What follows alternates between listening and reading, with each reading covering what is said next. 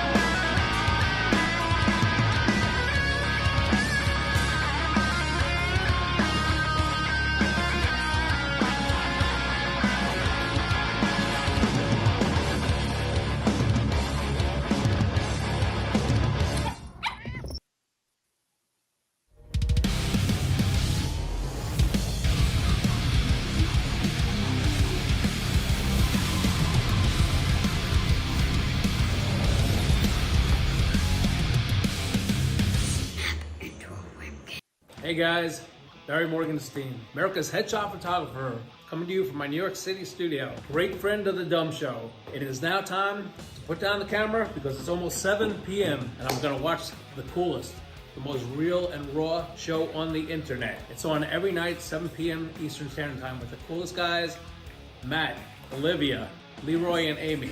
You guys have to tune in to see it. It's gonna be something incredible every night. Check it out. Adjusting transmitter output.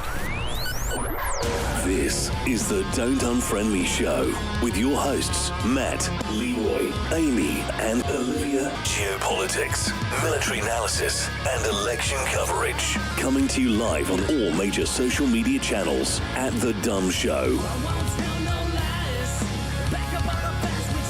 Honest, direct, unfiltered. We can agree, we can disagree. Just don't unfriend me. We're getting killed on Twitter, folks. We need some help. Twitter's getting just... Dude, that video from Barry, that's amazing. It is. You know what's even worse or better? Just pull yourself back from your mic just a little bit or turn it down. Sorry. It is. It's okay. It's just you have such a. We need to get you a new system. We forgot to do that. We got so excited. We forgot to give you your new mic and stuff. So we gotta do that and get that set up. It is amazing. Barry's a good dude, man. He's been promoting the show nonstop, and he's gonna be on Friday, and he's gonna join live show, and then we're gonna do a recorded show. So we're pretty excited about it, and he's becoming a really good friend of the show. So we always enjoy that. And you had a chance to connect with him and talk to him a little bit. I mean, I absolutely did. He was a fascinating guy and very just you could tell that when you're talking to some people, you can get their sense of honesty and personality. And he was just like, that's the kind of guy that, I don't swing that way, but I could easily see somebody falling in love with him just because of I'd cuddle with character. him. Yeah, absolutely. So great guy. Yeah. Fortunately, he's not gay because I got a picture of his wife today, and usually that's a bad thing. But he sent me a bunch of pictures for the show, and holy shit! Whoa. Yeah, I mean, wow. forget about it. She's beautiful. Wow. Now, I have a beautiful wife. There's no doubt, and I love my wife with no equivocation. I'm just saying I can also recognize another beautiful woman, and she is a beautiful woman. I love your wife too. Who doesn't? It's So thank you. I appreciate it. And so here's the thing. It's good that we got Mr. Chuck Pedersen on because it's been playing on my mind once we got done with the photo shoot, and I needed to decompress, right? I needed a week just because it's been a run up to that for the last, few months. We've been running up to this photo shoot and just constantly, working out, writing articles, posting show, trying to come up with the memes to make everyone laugh, make the world laugh and sing. I write the songs that make the young girls cry. Little Barry Manilow. Seriously, dude, everybody needs Barry Manilow in their life, and that really answers the gay question for you. So Chuck was like, well, let's wait. And I also want to wait till after tax time, right? Because everyone doesn't know where they're going to be. And this is why, even though we've been hitting goal every night, it's been a little tight, which is fine because people are playing it close to the vest because of taxes. They don't know what to expect. And I completely get it. We're doing the same thing. So I think we would most assuredly do the show after April 15th. That way people know what they're going to get back and they know what they can do. And we want to take advantage of it because I don't know if you guys understand how big this is for us, but Chuck has offered to match whatever donations we make this show that we do for up to $10,000. And that's life-changing money for the show. And, we're talking that we're going to essentially build a studio, and we were going to rent one. And of course we're going to get a couple. That doesn't do it. That doesn't muffle sound. That's a windbreak and stops your plosives, and your plosives aren't the problem. Your pickles on your pepagosh. Yeah. But if I take this off and I go pipples on my pucka, there's a little bit, not even this. This mic's too good. But yours, if you do the P's, it's honestly amperage. It's just, you can put it on, Leroy. You put it on. Feel better. I'm going to do that. I'm going to try and tone down the chief voice.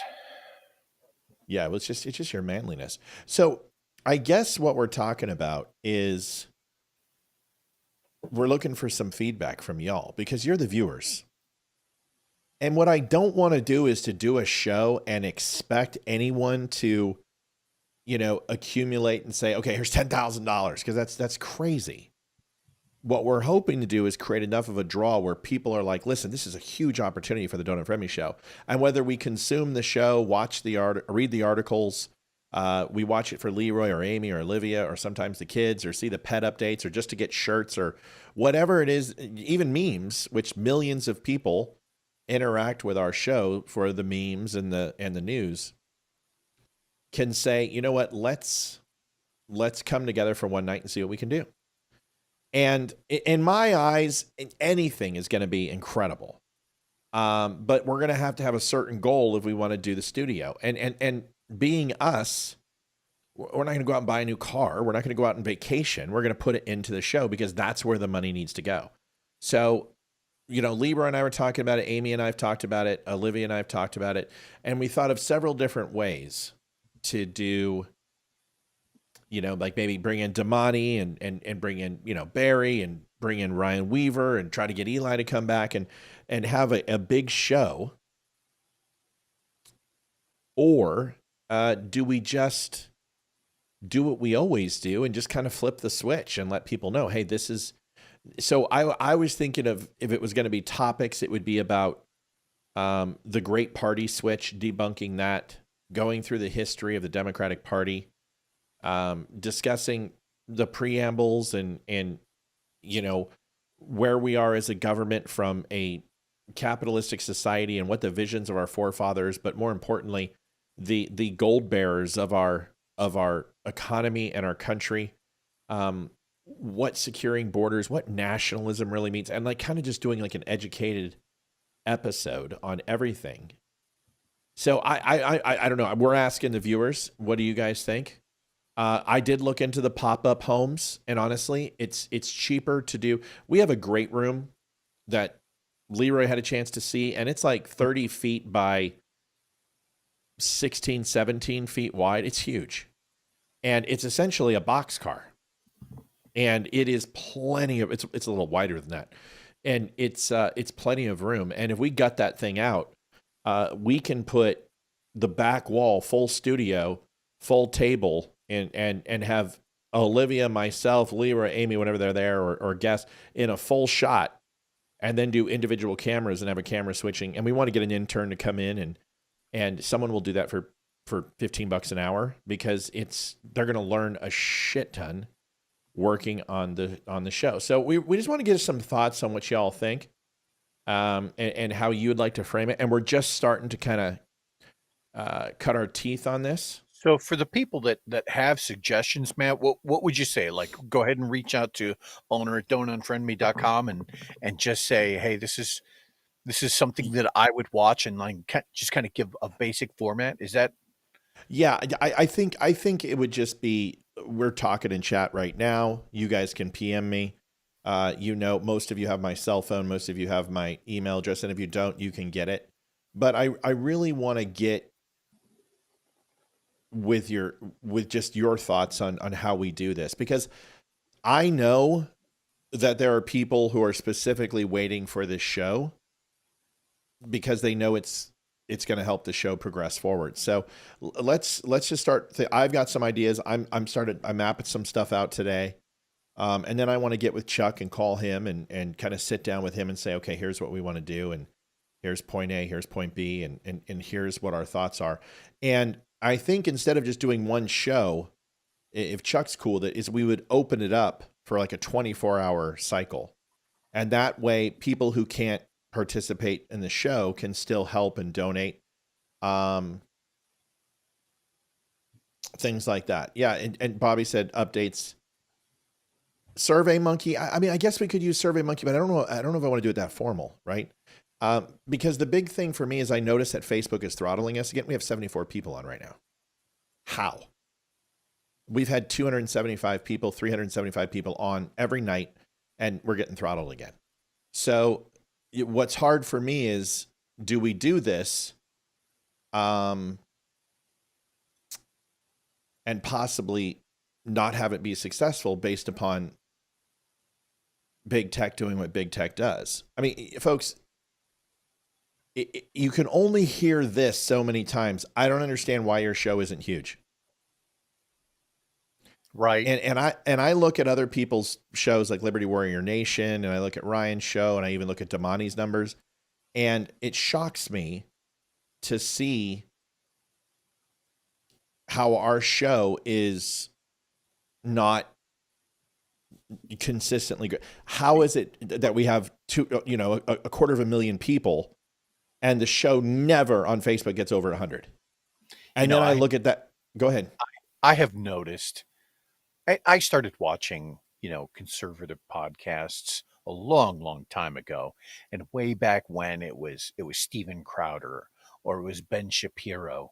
And when you look at the production value between them and the quality of the content that is being put out, Crowder has his shtick. He relies heavily on comedy. But he's got a pretty big staff. And there's you can tell he's put some money into it. He's Shapiro's, bankrolled. yeah, but at the same time, like I see every bit of that same level of quality and talent wrapped up here. Yeah. So I don't know. I mean, those really good questions, man. I don't think that there's any one solid answer to it. But to whoever is asking that question, I do think that, given some time and a few people who hit the right buttons for like, share, and subscribing, that at some point, yeah, we'll see those numbers triple and quadruple, and it'll probably happen very fast. Yeah, our exposure in this, no, the math ain't math, and it has been mathing for four years. The fact that the group, the email notification group that everyone can join at the top of the page hasn't had more than 850 people in it, and it stays there. Twitter, I have not gained one follower or lost a follower in 3 months. So there comes a point where you kind of just get passed over in the algorithm that if you don't do it, you don't get it. But how did we add 40,000 people this year so far in followers? So the exposure's there and people are following and going, hey, I really like this.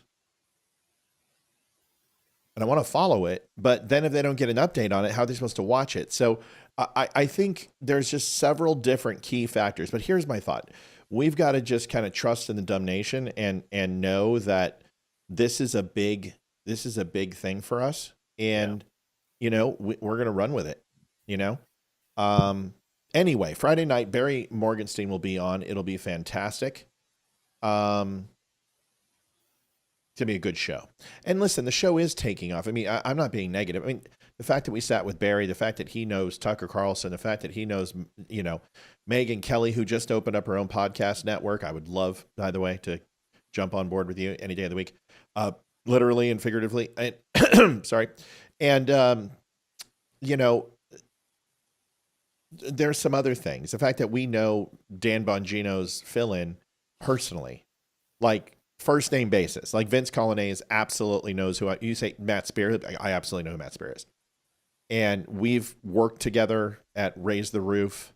He is an amazing dude. And I want to reach out to him and just say, hey, what's going on? And it really comes down to this. Dave Rubin, Megyn Kelly, they're not prim and proper. They curse quite a bit. And we've gotten to that point where, I think we've learned to tamper it down a little bit. But there's successful people out there. So it really comes down to the algorithm, what we say, and how we say it that makes the difference. So we'll just continue to do what we're doing and hope. I was thinking about this the other day. How we were kind of trying to describe, when we first started off, maybe we were a little bit looser. You certainly were with the F-bombs and everything else. Oh, yeah. Oh, geez. And some people, they listen to a podcast, they grow to expect it. Whereas people like Megyn Kelly or some of these other podcasters who maybe have been on, another network prior or have some history behind them where they never did that. And then all of a sudden it's a much bigger deal when they do it, right? Whereas if you did that, it was just, people would say, well, it's just normal. Nothing crazy out of the ordinary there. But for Megyn Kelly to say, oh, go fuck yourself. Now that's a huge deal. And people are going to want the soundbite from that and they'll tune in for it. So the interesting thing is a lot of people, I'm doing the math and right now it's 3:00 in the West Coast. 4:00. 4. So it's 4:00. It's 5:00 in Mountain. And people are just getting home. And this is what Brian McGuire just said. And our numbers go through the roof. Like this is the slowest night we've ever had in the last, I would say, year. I mean, this is weird. This is like weird, graveyard weird. So because the subject matter that we're going to cover is highly contentious right now.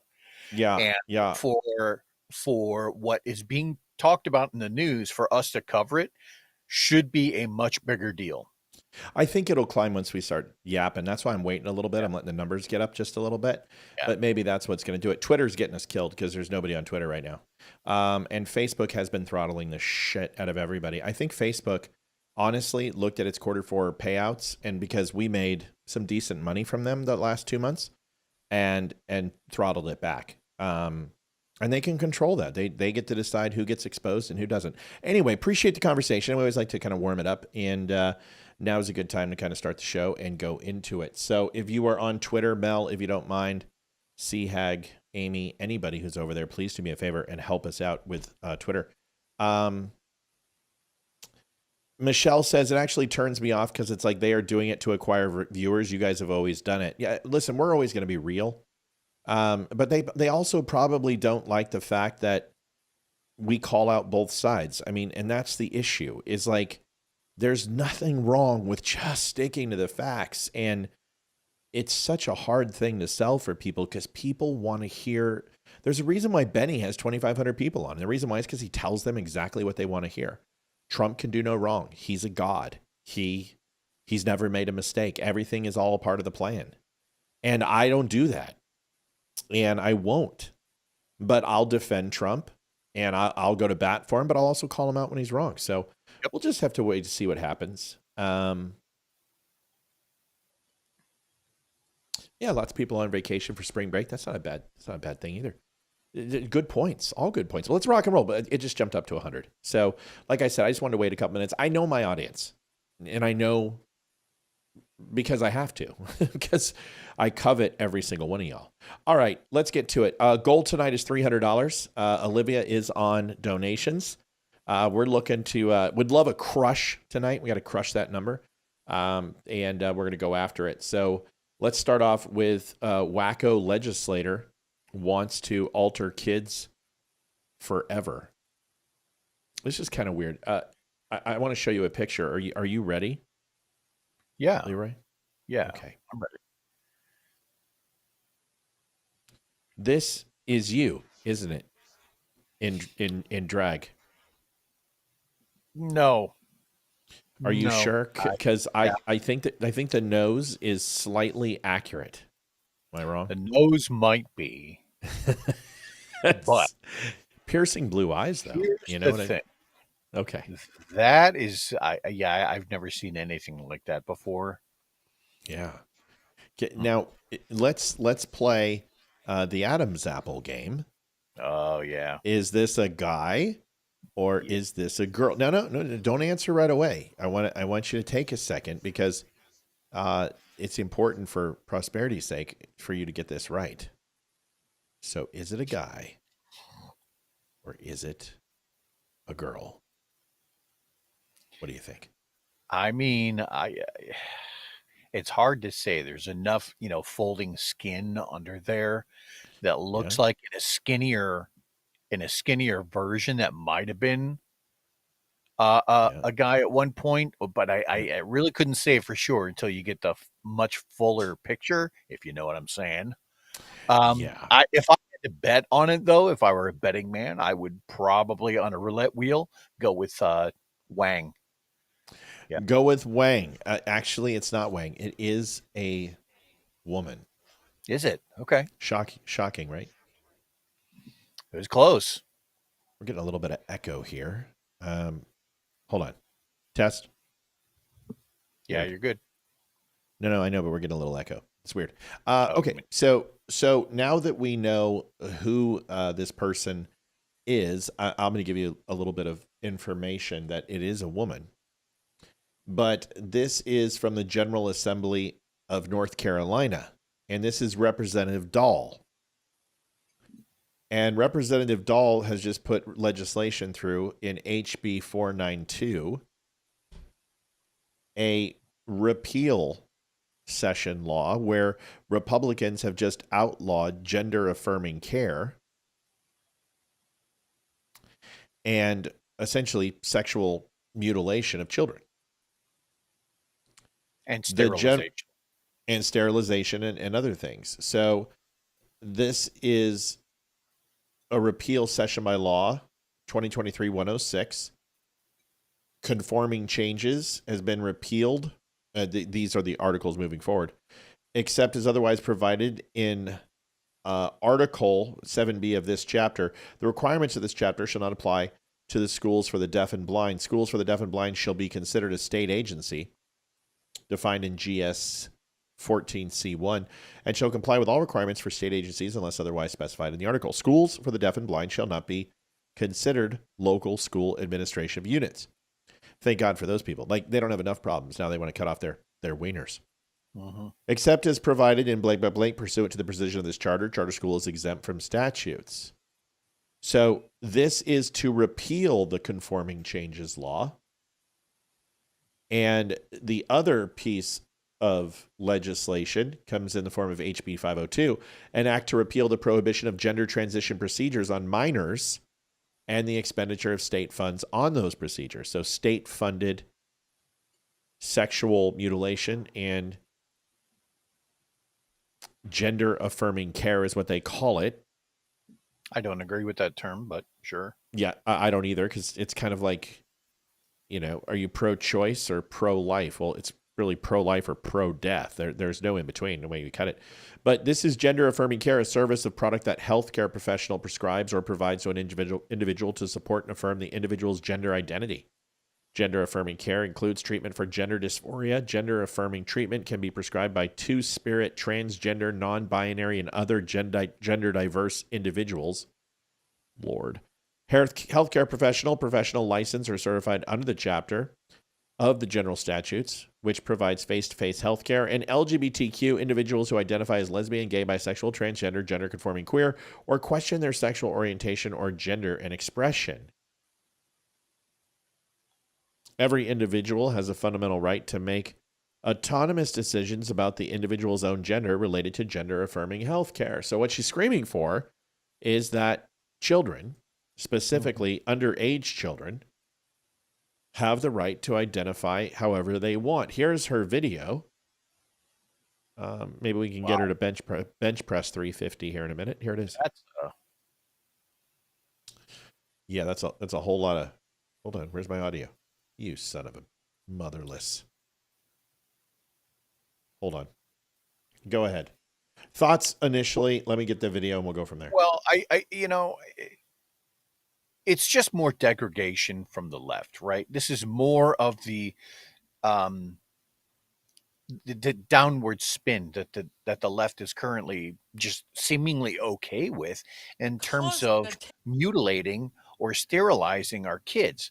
If we could get back to a point where we could maybe put another House bill in place that basically suggests that if a child is left to develop on their own naturally, that would estimate an 85% chance of reproductive potential and success, that maybe you don't touch that kid's genitals, right? Maybe if we got to that point, the left would eventually leave it alone because it's just not worth it at that point. But instead, we have to hear this kind of crap. And here is this kind of crap.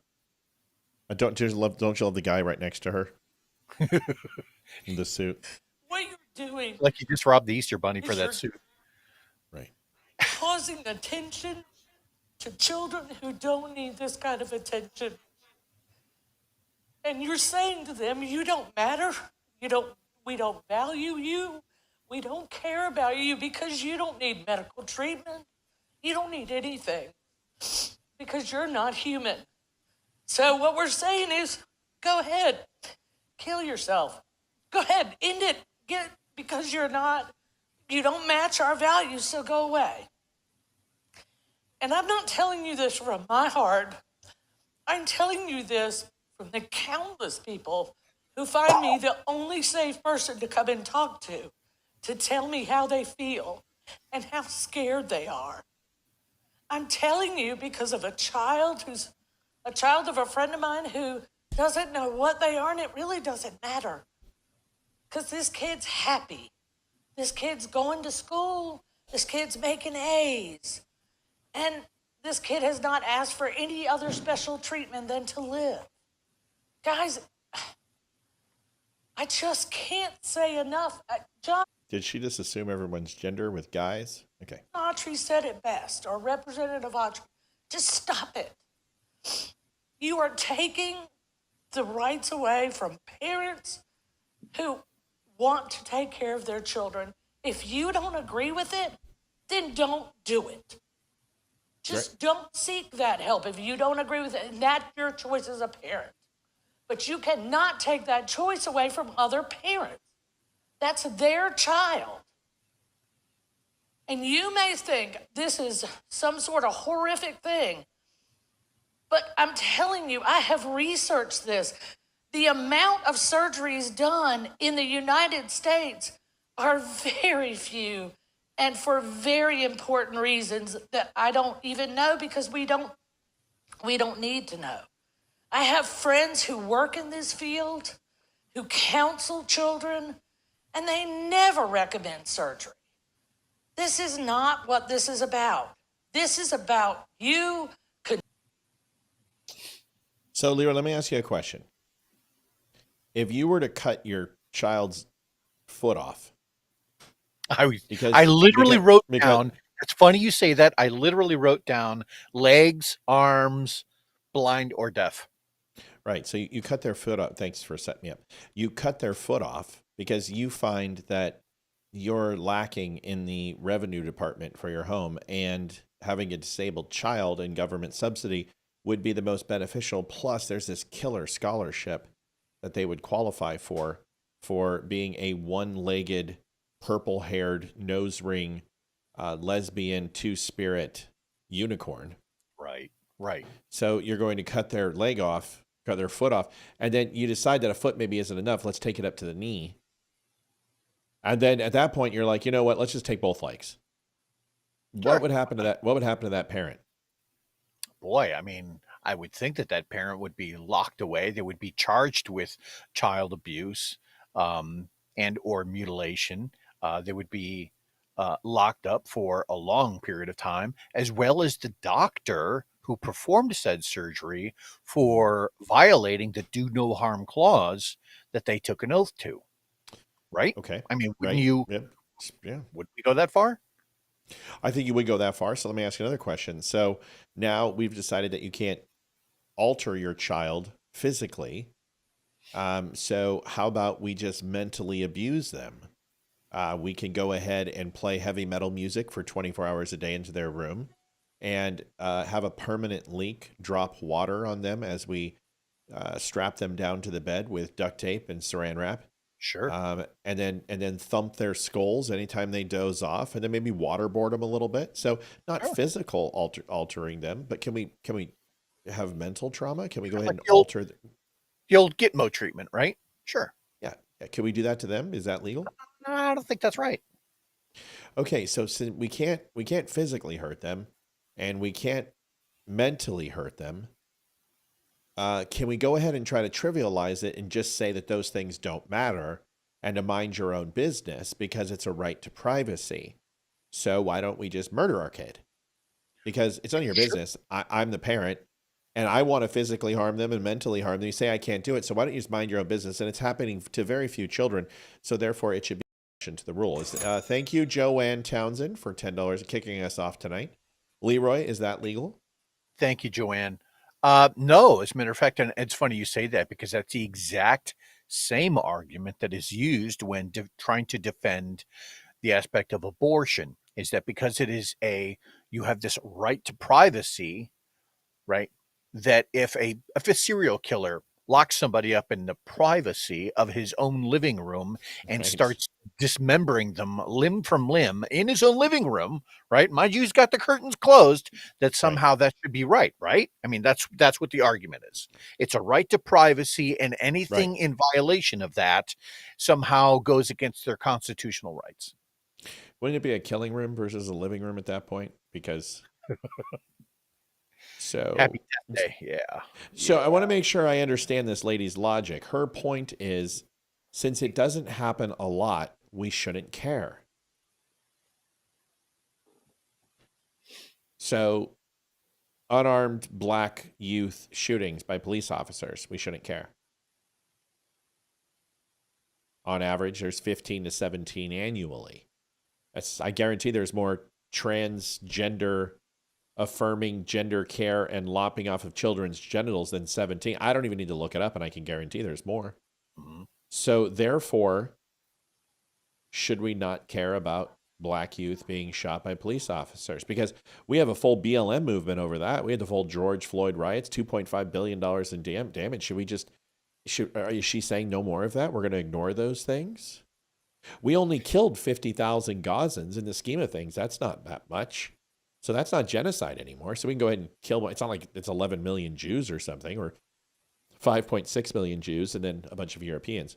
And who cares about Europeans? J.D. Vance and the whole cabinet doesn't, obviously, on the Signals app. But so, Leroy, do we care about Gazans? Is it genocide anymore just because it's only 50,000 people? I mean, it's 0.00002% of the entire population of the world. Do we care? I mean, I don't know. Do you? I think that the numbers argument is a ridiculous argument. That's like saying, well, I don't care about murder because it only happened to the one person in the next state over just at one time. And that's not a real valid argument, right? Either you care about life or you don't. And in this case, what she is doing is she is literally claiming to the people in her congregation, and we'll say it because that's what it is. It's really, she's trying to turn that portion of the left into a religious cult movement that basically says, hey, it's okay to sterilize your kid provided they feel a certain way. And if you listen real closely to the language, they always do that. They talk about how someone would feel, how they identify within their gender, and then they use fear tactics in order to justify their position. Because if you don't, that person could end up killing themselves or they're going to be depressed. Right. How about we just treat the depression or their mental health and then let that get better rather than lopping their genitals off? Yeah, isn't that amazing? Let's treat the problem. You know, there's a saying in the military and the Navy and in most spec ops and intel community is work the problem. Right. And it's amazing how many times Democrats don't want to work the problem. They want to anesthetize the problem to their own delicate sensibilities, or they want to castrate the problem, or they want to terminate or abort the problem. And I think the thing isn't that it's actually a problem, right? If somebody has a baby out of wedlock or under unfortunate circumstances, the whole mindset that is a problem is the issue. A child is a blessing. And although it may be difficult for people, I don't think there's many people who would say, and there aren't many, but there are some who would say that this child was a detriment to my existence. Most people have the ability to love and show compassion. And the same thing is if you have a penis, lopping it off isn't always the answer, because in the end, it's not the penis that's the problem, it's your brain. Right. And if we don't solve the problem, all you're going to do is ultimately find yourself that you've done everything. You've exhausted and pulled on every string that you can, every rope that you can. And the final solution ultimately is the one that is permanent and ends up being suicide for a lot of these kids. Go ahead. Oh, I'm in complete agreement with you. To your point, I think the whole idea of working the problem rather than just conceding the point is the same argument that is currently being played out in the news about whether or not Signal identifies as a top secret platform or not. Oh God, we're going to go over that. And I'll tell you what. So if you are in North Carolina and you have not sent a message to Representative Allison Dahl, you should. And you should tell her and say, because singularities don't matter according to her, or a very small group don't matter, even though that's Republican platforms that we believe that even the smallest voice has individual liberty and a right to express themselves, we can tell her that she's not in the majority, so therefore her opinion doesn't matter. And like all Democrats who believe in mob rule, since she is a solitary figure proposing this legislation, and it's not even seconded by anybody else, it doesn't matter. So just let her know that she's contradicting herself by proposing this legislation as a party of one when she already said that one-offs don't matter. Do we have that pretty much cleared up for everybody? Crystal. Great. We'll be right back. The Dumb Show is built on real conversations, raw, unfiltered, and fearless. Big Tech didn't like that. Facebook pulled out funding, tried to shut us down. But for over a year, You, our incredible viewers, have kept us going. Your support, your donations, your time, it all matters. Most of you spend 10 plus hours a week with us. Compare that to Netflix, maybe 5 hours a month. We believe we're worth that time, and we hope you do too. But listen, we don't want giving to feel like a burden. We want it to feel good. So take a second to ensure you're in a good spot. If you're in a place to give, that will be amazing. If not, just liking and sharing helps more than you know. Visit thedumbshow.com/donate. Whether it's PayPal, Venmo, or Mail, every bit helps to keep us going. Dumb Nation, we appreciate you more than words can say. All right. And Leroy, thank you, everybody. If you do want to donate to the show, go to thedumbshow.com/donate. We don't hire these wonderful English voiceovers for nothing, folks. We do it. We spare no expense because, like Jurassic Park, we spare no expense. We have the best. Except that's wrong. That's so wrong. He absolutely spared every expense when it came to the mainframe programmer, right? Like that was the one area that he needed to spend money on, and he went with the lowest bidder. Nah, ha ha ha ha ha. You See, Dobson, everybody. Dobson, everybody. Nobody cares. You're right. You're absolutely right. I mean, you see that guy? You know, he needed probably another team of 20 to 30 people helping him out. And, you know, he got greedy. Right. And don't get cheap on me now. That was Hammond's mistake. Yeah. Get cheap on me now. Anyway, no wonder you're extinct. Moving on. It's a Plantosaurus. It's a Vegisaurus, Rex. That chick, dude, I wanted her to die so bad. So, I love kids, but the T-Rex should have bit her. In the movie, I hope. Yeah, it should have killed that little shit. She was annoying as hell. At least the redhead knew about dinosaurs and would help in that situation. She is just like, I'm gonna go outside and bang on some coconuts and just see what I can round up. Yeah. Wait for a T-Rex to come along and then shine a giant light right in his eye. Right. Oh, look. He won't notice. It's the periodontis flower. Periodontis flower when threatened, emits a small jasmine smell. By the way, over there are velociraptors. They love jasmine. I'm just going to go ahead and roll around in some of this periodontin flower and then see what they do. I don't know. Oh, fuck, look, it's the velociraptors ripping my oh, God. Fuck it. And how many times can a T-Rex literally save the day? I'm like, can we just skip to the end? This is like just drop the freaking ring in Mordor. I mean, every movie, it's like the T-Rex. I'm just like, where's the T-Rex? Is it T-Rex? Oh, T-Rex is here. He saved the day. This is lazy writing. Right. It was a role reversal from Jaws. That's like Jaws coming in at some point and saying, you know, you're watching the movie backwards. Look at the shark putting those nice people back together. Right. Yeah, watch. I was going to say the same thing. Watch Jaws backwards and you have Jurassic Park. Barbasol, folks, is the best shaving cream known to man. It's military preferred. That's all we had in the Navy exchange and in boot was Barbasol. It's all we had. And they used to make menthol. Then they found out that the kids were getting high on menthol. The menthol was the best. Now you can't get menthol. If you do, it's some cheap ass version, but the menthol was the best. All right, let's get into it too. Do you have this? This is the huge part that we want to talk about. So if you're going to share it, you're going to watch it, buckle in because we're going over the Signals app. We're going over this intelligence breach. That's so, okay. So do you own the Signals app? No. Oh, you don't? Are you guys even allowed to have it? We are. I intentionally deleted it just because I was getting so much message traffic on there from the other, like the rest of the Chiefs mess and the people from the unit. And I was just like, I don't have time. By the time I go out to my car, I've already got, 500 messages. I'm not clicking through all this horse shit. So I deleted it. Yeah. I've been a member of Signals pretty much since inception. Not pre-2020 though. And pre-2020, because it wasn't as secure as it is now. Pre-2020, you could have ghosts come in. You could have people who are silently accessing the group. You can't blur images. You have to share certain information. So I wasn't a big fan of it. Now it's fairly secure, and I use it on the ready more often than not because I have a lot of people who reach out to me and give me information that they don't want shared. And that's an acceptable form of doing that, along with proton mail. Go ahead. Oh no, I do thought have you were doing that. Yeah, I do have proton, but I don't have signal. Yeah, so let's talk about this, okay? Because this is heavy. I'm going to show you a couple of videos. First, I want to commend Donald Trump on how he handled this. He could have handled it a very different way.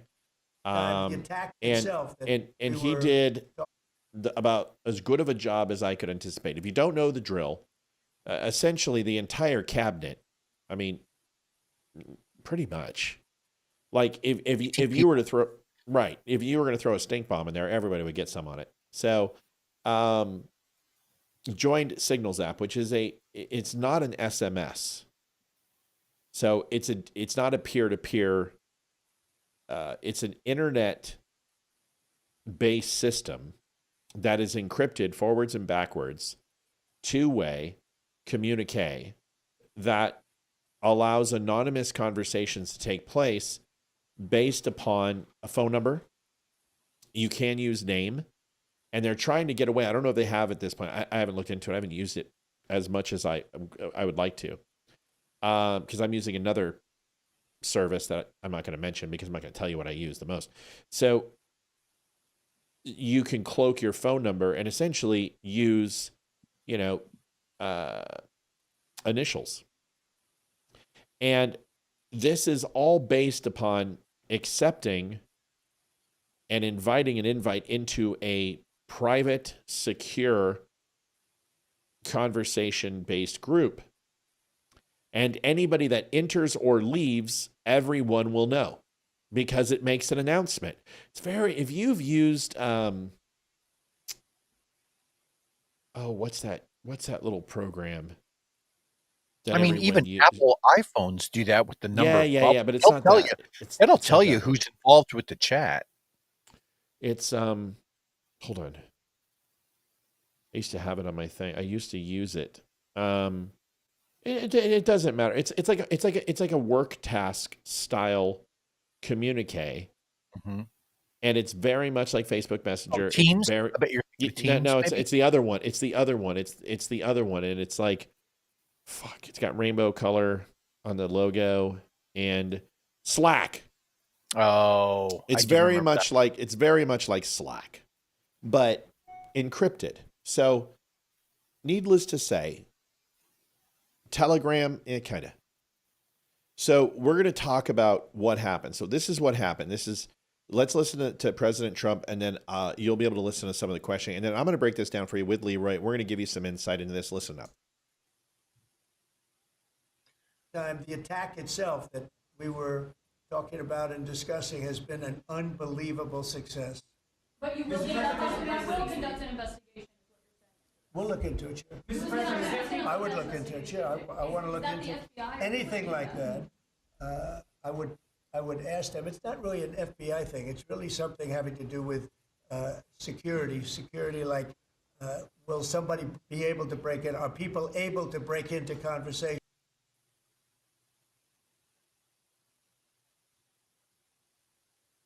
Something that we may have to do. Some people like Signal very much.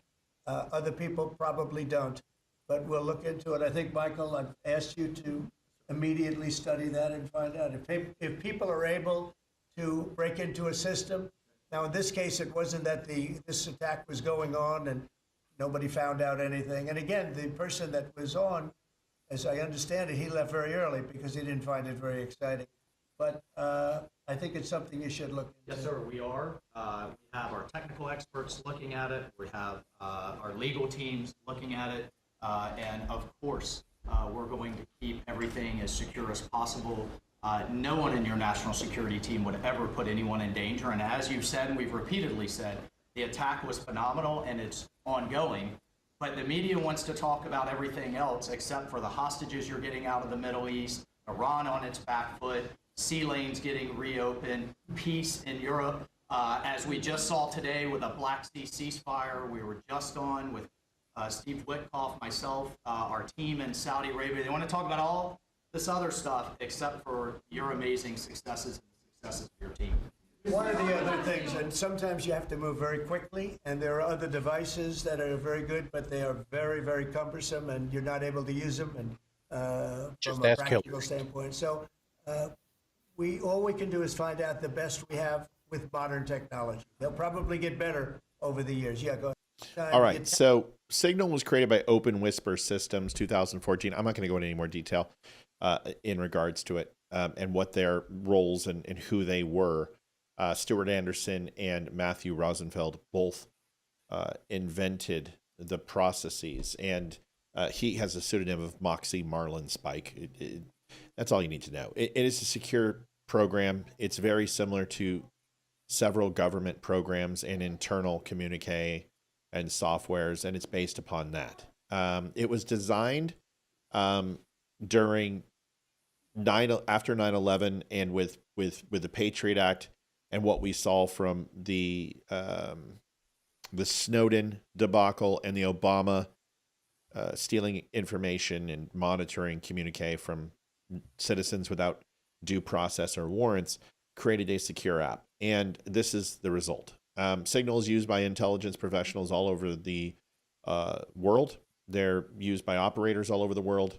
I pretty much every single person who I stay in contact with uses Signal and Proton Mail, and Leroy and I both do, except he doesn't use Signals. So especially in this job now, I kind of walked away from it, but I've gotten back into it because, of course, anonymity is important to me. So that's what you need to know about Signals. And ultimately, you can't just join any group and do a search for a group. You have to be invited to the group and accepted to the group. It notifies everyone in the group. So the one caveat to that is there are admin privileges to Signals. And you can create a group and essentially, like, I'll give you an example. All the iPhones at Apple are run by techs. And all the store leaders' iPhones are secure. And we all have VPN access. We have our numbers and sales format. So all of that is 100% encrypted. And it uses something outside of Messenger for internal encryption. So store leaders can talk to store leaders. And if somebody comes in or goes out, Comcast is the same way. The IT department runs all the iPhones, and everything is modified and monitored by the IT at corporate. So the reason why they do that is to protect data and information, and also malicious software and people breaking the standard operating procedure of using these devices. Now, if you have an IT person who sets up a Signals and has all those phones sitting in front of them and joins everybody, they will literally have like 16 phones and just, okay, this is Ratcliffe, okay, this is Hegseth, and they come preloaded, and usually CIA, FBI, ONI, DNI, all the Defense Investigative Services, they all have their own IT departments who issue and distribute phones to field agents and NGOs. Right. So is it possible that somebody set up these phones, set up the Signal app when these guys came in 45 days ago and registered everybody on all of these phones that they were going to get? Yes, is 100% possible. And could they have invited this press guy because the phone number was not recognized and he's using initials and got him invited? No, because what we know is that he only had access for like the last 14 days is what everyone's saying. I heard that he got invited and it was an accident, and I'm trying to find the source where I found that. I've got that. You don't have to find the source. I already have it. That's true. That is the rumor. What we're doing right now is trying to figure out his access, when and how. So he says he got an invite from Walls. And Walls says, I don't know this guy. And we're going to listen to that clip right now because these guys were all on the Hill today and they were getting through the ringer. So let's listen to that real quick. And that's going to help shed some light on some of this. And when you're sitting next to a 3-star, 2 3-stars are bracketing you, the fit has hit the shan. Okay. So just FYI, if you're getting bracketed by 2 3 stars, this is serious. Here it is. Mr. Chairman, I'll be happy to take your extra 13 seconds, but I want to go back to what I addressed at the outset. I mean, this was not only sloppy, it not only violated all procedures, but if this information had gotten out, American lives could have been lost. Okay. Okay. All right. There's no ground war in Yemen. And Western Yemen does not have the capability to strike naval forces except for anti-ship type missiles. Let's take it down a notch, Mr. Warner. Just a little bit, because their anti-air capabilities cannot hit any of our bombers, any of our stealth aircraft. They don't have the ability for long-range weaponry to hit any of our bases in Europe. They could launch an attack on one of our vessels and give me a break. That's going to immediately get a tomahawk shoved so far up their anus that they can't even breathe for the rest of their existence. So come off of it a little bit, dude. Houthis had this information and could reposition their defensive systems. Oh, give me a break. Okay, first of all, Leroy, can you please expand on the communication capabilities of the Houthis in Yemen? And folks, if we have not had a chance to donate, we're getting our butts kicked tonight. $10.80. We will have to cut off early if we can't find a little mojo. Yeah. So whatever we can do to help out the team. Go ahead, Leroy. It's tricky, right? Because I don't want to do what everyone is claiming that, Pete Hegseth had just done and say something that I'm not supposed to say. And everyone knows here that I am very, very careful with that. I will tell you that they have some rudimentary communications, intercepting technologies, but it's not really that advanced. Now, I will say this, that it was Yasser Ali who basically had tweeted it to basically say that Jeffrey Goldberg was the editor-in-chief of The Atlantic, and he was the one who was accidentally included in on the Signal group chat with top Trump administration officials where war plans were related to Yemen were shared approximately 2 hours ahead of time. Now, here's the thing. A lot of the people on the far left are basically saying, well, these were top secret warplanes. These were classified. You're going ahead way too much. I'm sorry. You're trying to jump into that. This is not going to be a quick segment, dude. So you're so far way past what we're supposed to be talking about right now. We're supposed to be talking about the Houthis. So the command and control of the Houthis is extremely limited. Yes. They use a lot of their communication based off media pickup. A lot of this is off local newspapers. They use anything from ham radios to they don't even have satellite phone technology.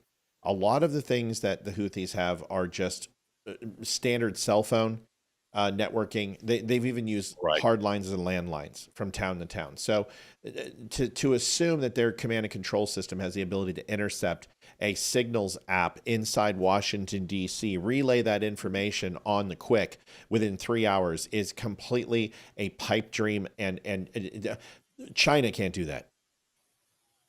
And neither can Russia. So to assume that the communications are that strong is an irrational thought. Sorry, Leroy. I just don't want to jump ahead. There is so much to this. We have to pick it apart properly. And plus, I'm looking at that number and I'm trying not to throw up. Okay, here we go. So I want to get a little more information about this. Director Gabbard, did you participate in the group chat with Secretary of Defense and other Trump senior officials discussing the Yemen war plans? Senator, I don't want to get into the specifics. Ma'am, were you on? You're not going to be willing to address. So you're not, are you denying, Matt, will you answer my question, ma'am? You were not TG on this group chat? I'm not going to get into the specifics. So you refuse to acknowledge whether you were on this group chat? Senator, I'm not going to get into the specifics. Why are you going to get into the specifics? Is it because it's all classified? Because this is currently under review by the National Security Council. It's all Leroy, can you think of a time in the last 5 years where we heard the excuse that we're sorry, we can't tell you A, B, and C because it's under investigation? Predominantly with Christopher Wray from the FBI. Absolutely. That harkens back to the email servers of Hillary Clinton in the past, right? Well, that's a little further back, but I'm specifically talking about J6, right? Remember confidential informants? I cannot Oh, disclose how many confidential informants we have on the grounds because it's currently under investigation. But yeah, the same thing happened with Hillary Clinton. The same thing happened with Biden with his generals and the lack of intelligence, where all the generals turned against him. 31 generals basically said, "We told Biden this. We let him know." right. You can look at the 13 dead. You can look at Obama with the leaks from the NSA and Snowden and the massive intel dump that took place. I mean, we can go on and on and on and on and on. So for them to ask this question is disingenuous. And a lot of people go, well, that's whataboutism. No, it's not. You've set the precedent. You've said with investigations, you're not to talk about this type of stuff because it's under investigation. And she is following White House counsel. You can't sit there and berate a witness. She's not on trial right now. This is a voluntary inquisition that should be more of a casual conversation of discovery, but these people use it to get their CNN, 5 minutes of fame and throw it on their Twitter page. Here's Right. the rest. Right. Classified. If it's not classified, share the text now. As the No. White House previously Is it stated, classified or non-classified I can information on this text? I can confirm. Director Radcliffe, were you on the group chat?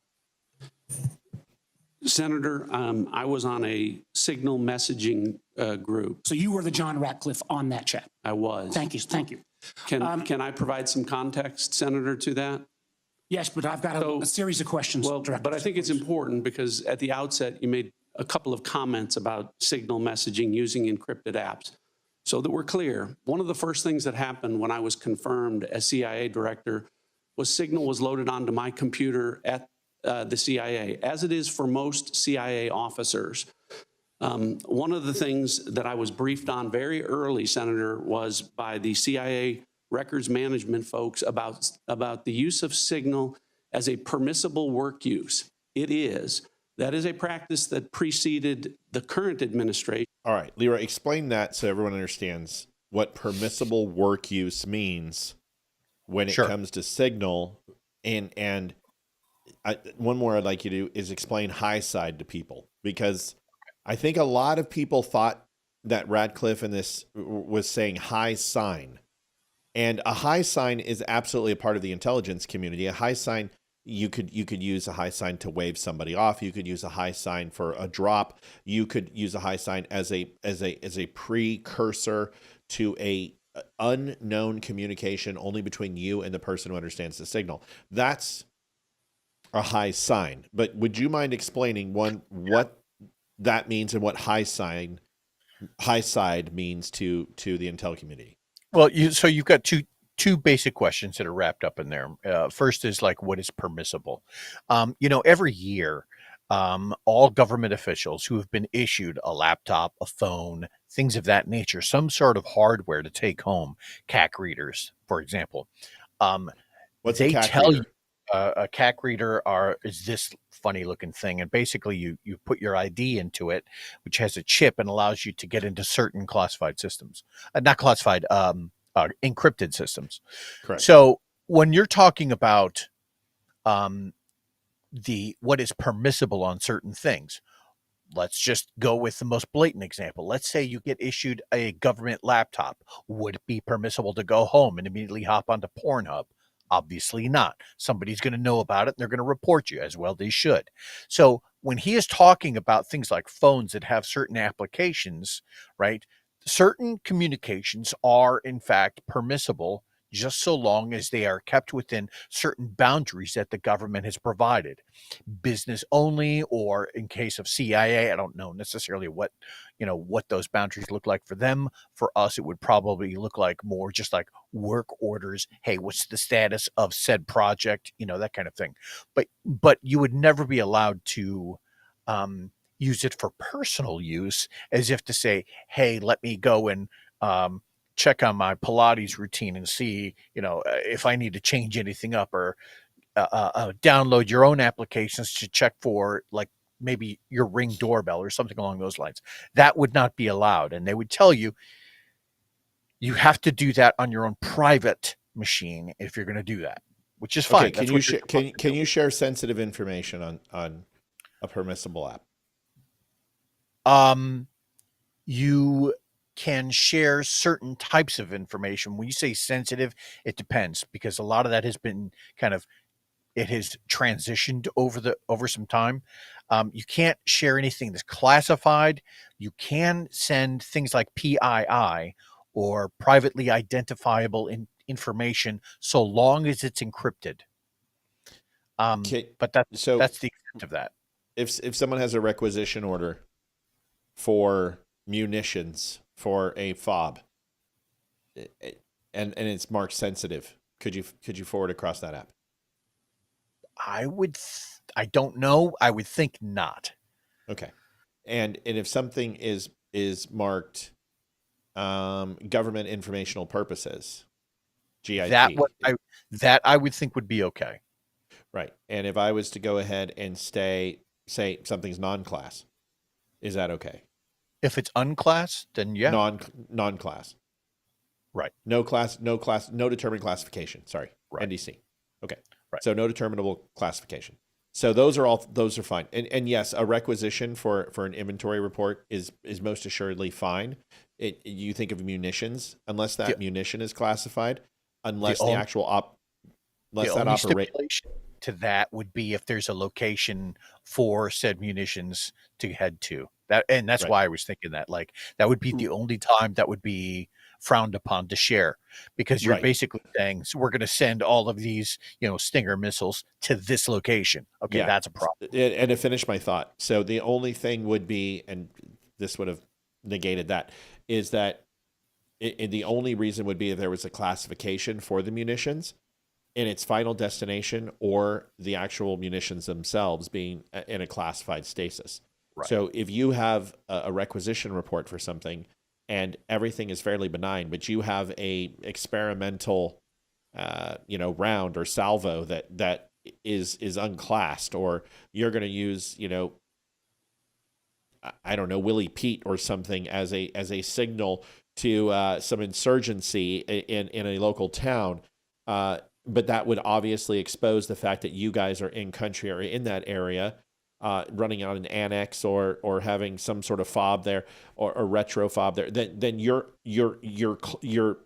kind of putting the cart before the horse there, and you need to see the long game. You need to see the runway, and you need to look at all possible classification. But here's the thing: if there is something that's on that wreck, it's not going to be named, "Hey, this is a top secret fucking shell." It's going to say, UNK 37, 3,700 pounds of blah, blah, blah, blah. And so my point is that there are things that may look classed or seem classified, like geo coordinates or portions of a generic strike process that they are going to hit the Houthis, that is an unclassed version of a strike, that may look to a reporter as, oh my God, this is national security, when honestly, this is just every run-of-the-mill stuff that you could get out of a basic Jane's dictionary. So there are times when Signals is approved to use. Thomas Austin, 5199, thank you, buddy. Thank you, Thomas. Is Signals ever to have secret information on it? No. Secret? You sure? Secret. I would think not. Okay. Is there any possible way that you could anticipate that secret would be used on the Signals app? What's the only way you could do it in just a guess? I don't expect you to know this, because the only time that I could think of where that would be something sanctioned would be on a government machine where it doesn't leave certain areas, right? So let's say you're issued a phone while you're in Langley, right? So long as that phone maybe doesn't leave Langley, but you have ultimate communications with people on the other end of the building, or things like that. I could see that being sanctioned. Not sure about anything else. And it's possible, but I am not privy to it. Fair enough. So what if I say that you get a share class authorization to downgrade secret to a certain party, but not to general public. Could you share it then? If you have been given the green light for it, then absolutely. But Okay. that would have to come from an OCA, or Yep. it would come from Tell them some what an OCA is. Stop the acronyms, Chief. Give them what an OCA is. Original Classification Authority. Authority. It would have to come from somebody of that level, or from a House committee of so forth that would designate that it's okay for this person. I think the minimum level where that would have to come from is like a 2-star, would be my guess.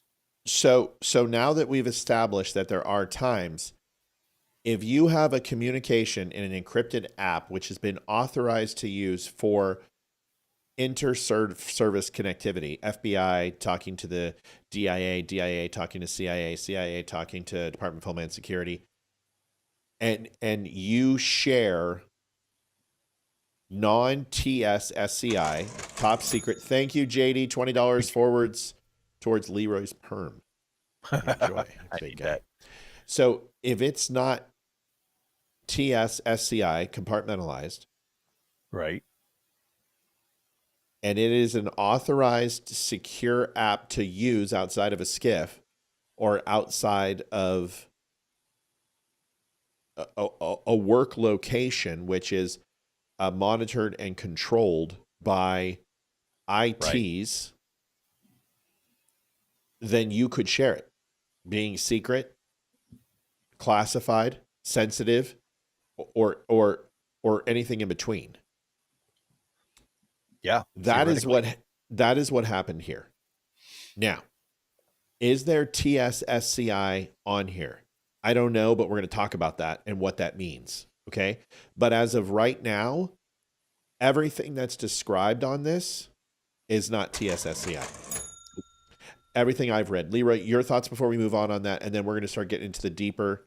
Debbie Augustine, $20. Thank you. Yeah, thank you for that. Thank you. I would, and that's the biggest thing is something that was just mentioned on the C-SPAN thing that we were just watching from about 5 minutes ago, is that the actual text, because he was asking Tulsi Gabbard, well, can you release the actual text from what was in said signal room? So you don't have it. So you don't actually know that there was any classified data that was being transmitted because you don't have the data. And, and I think that's the biggest hang up that I have so far.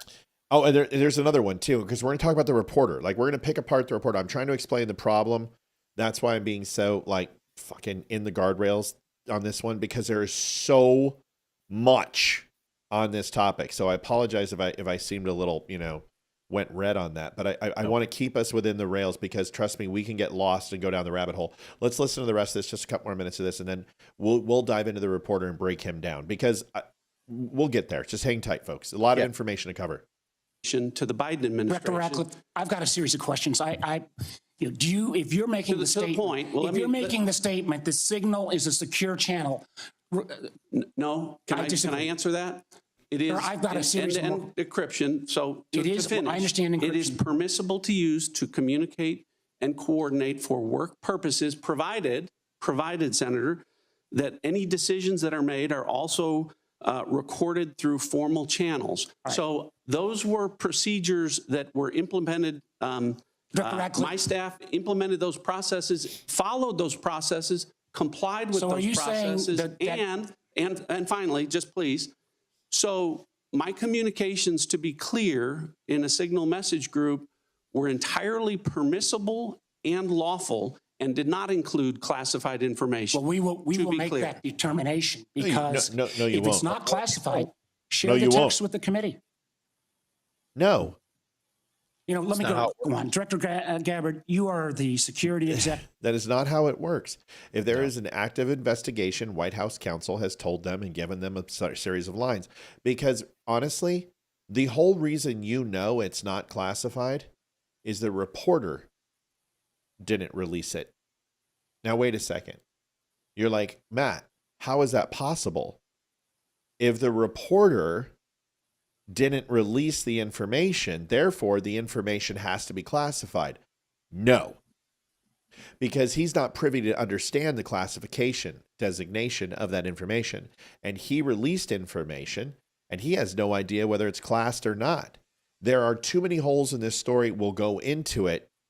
I want to hear the rest of this. And then I have an article that I want to read out loud. And I'm sorry for this, but I want to add some perspective on this. Go ahead. Well, he's also saying, Mr. Warner up there is basically saying, well, if there's classified information, let us see it. And set we'll access guidelines. And what he's basically saying is, at that point, we're going to take over as determining whether or not that was classified or not. And that's not how it works. That Right, determination has already been made. You are now just trying to politically posture to find yes, right. Yes. And this is the issue is they don't do classifications. And honestly, the details that you guys, I can lay out an entire strike plan on Tehran, and I've done it. And I have ensured that there was no classified information inside that strike. Leroy was one of the first times we got together, and it was maybe a month into our relationship. And it was like, I don't know, it must have been a 3-hour show, and it was a breakdown of Iran. And it was literally an entire, what a strike, the first 72 hours of hitting Tehran and 6 other provinces inside Iran, what it would look like. Okay. So, and if anyone read that, they'd be, oh my God, this is classified. And there's nothing classified about it. I want to watch the rest of this. And then Leroy wants to read an article, and then I want to read what I wrote today so we can kind of get into the reporter. In fact, let's do that now, because I know Leroy has some points and wants to share some things specific about this. And then I've got the reporter. We're gonna destroy him. Leroy, do you mind if I go first, or do you want to read yours first? I didn't prepare anything to read necessarily. I mean, I just had my natural talking points. So if you have something, by all means. Yeah, I do. Very, very quick. This is over on thedumbnews.com. If you want to follow along, you can read it too. I wrote it this morning. Editorial and opinion. During my time serving in naval intelligence and working alongside multiple U.S. intelligence agencies over a span of a decade, operational security wasn't just a guideline, it was a religion. I've sat in skiffs with people who've had more acronyms behind their names than letters, and not one of them would tolerate a slip up when it came to classified communications. I've watched entire operations get paused over a single unsecured ping, and that's how seriously we took it. But the same career also taught me something else. Never trust a source just because they wear a title or hold a press badge. I learned to verify everything. Healthy skepticism isn't cynicism, it's discipline, especially when dealing with the media outlets that have agendas buried beneath their bylines. Just because someone claims they were mistakenly added to a chat involving war plans doesn't mean the story begins and ends there. In my world, it rarely did. Operational security is not a suggestion, it's a necessity. Anyone who's ever worn a uniform, handled intel, or worked in national defense understands that seemingly minor slip-ups can carry massive consequence. That's what makes this latest Signal Chat scandal featuring Hegseth, Vance, Gabbard, Rubio, and several other senior officials so disturbing and frankly a little suspect. At the center of it is a man who shouldn't have been there, Jeffrey Goldberg, the editor-in-chief of The Atlantic. Let's be clear from the start, mistakes do happen. People fat finger phone numbers all the time, especially in rush situations. But if you believe that one of the most private and secure group chats created by National Security Advisor Mike Waltz to coordinate responses in the Red Sea and discuss military operations involving the Houthis accidentally added a mainstream media reporter, then you also believe the Titanic sunk because of a navigational typo. Goldberg didn't just stumble across this chat like a tourist who took the wrong exit. He was added to a Signal thread reportedly titled Houthi PC Small Group. The participants weren't low-level staffers. They were key players in American defense and intelligence. Vice President Vance, Rubio, Hegseth, Ratcliffe, Gabbard, Treasury Secretary Bessent. Why is the Treasury Secretary in it? I don't know. It's a good question. It's like one of those things don't belong here. These aren't folks who discuss grocery lists. These are people involved in strategic briefings, likely read in on contingency plans, airstrike coordinates, and weapon deployment strategies. So we're now asked to believe that the same people entrusted with managing American response to Iranian proxies somehow hit Jeff Goldberg instead of a senior NSC advisor. There's another twist. Goldberg himself sat silently in the group for days, observing everything. He didn't notify the administration. He didn't recuse himself or warn the group they had mistakenly added a member of the press. He did what the Atlantic does best. He waited, watched, and turned it into content. Yep. Which, if he knows that it's classed, then that's espionage. Freedom of Information Act and the First Amendment do not necessarily apply to reporters when it comes to classified information. That's also how you know. Because if he did release any of that, they would have burned him already. Let's talk about the Atlantic. Well, they should, of course. Sorry, but I'll get done with this fairly quick. Now let's talk about the Atlantic and why skepticism is warranted. The publication's reputation has taken hit after hit for spinning narratives. The same outlet that peddled the now debunked Russian collusion saga. This is the same Goldberg who reported that Donald Trump called fallen American soldiers losers, a claim that was heavily disputed and lacked corroboration. This is the same media class that breathlessly reported on the P-tape, another fable in the Steele dossier fantasy, and it's also worth noting that the owner of the Atlantic, Laureen Powell Jobs, Steve Jobs' wife, former wife, has made headlines not for journalism, but for her cozy associations, including attending events with Ghislaine Maxwell, the madam of child sex trafficker Epstein. It's not a great look when your publication claims to be the conscience of American integrity. During COVID, the Atlantic was among the loudest voices pushing fear, censorship, and attacks on dissenting voices, only to quietly walk back claims as new evidence emerged. They were wrong about lockdowns, wrong about school closures, and wrong about the effectiveness of cloth masks. Yet no apologies were issued. Now we're expected to believe that the editorial leadership at the Atlantic, with its track record of partisan spin and selective outrage, is purely acting in the public's interest by exposing the chat leak. There's also something comically rich about the sudden pearl clutching from the same media and political figures who ignored far worse. Remember when Obama spied on the Associated Press?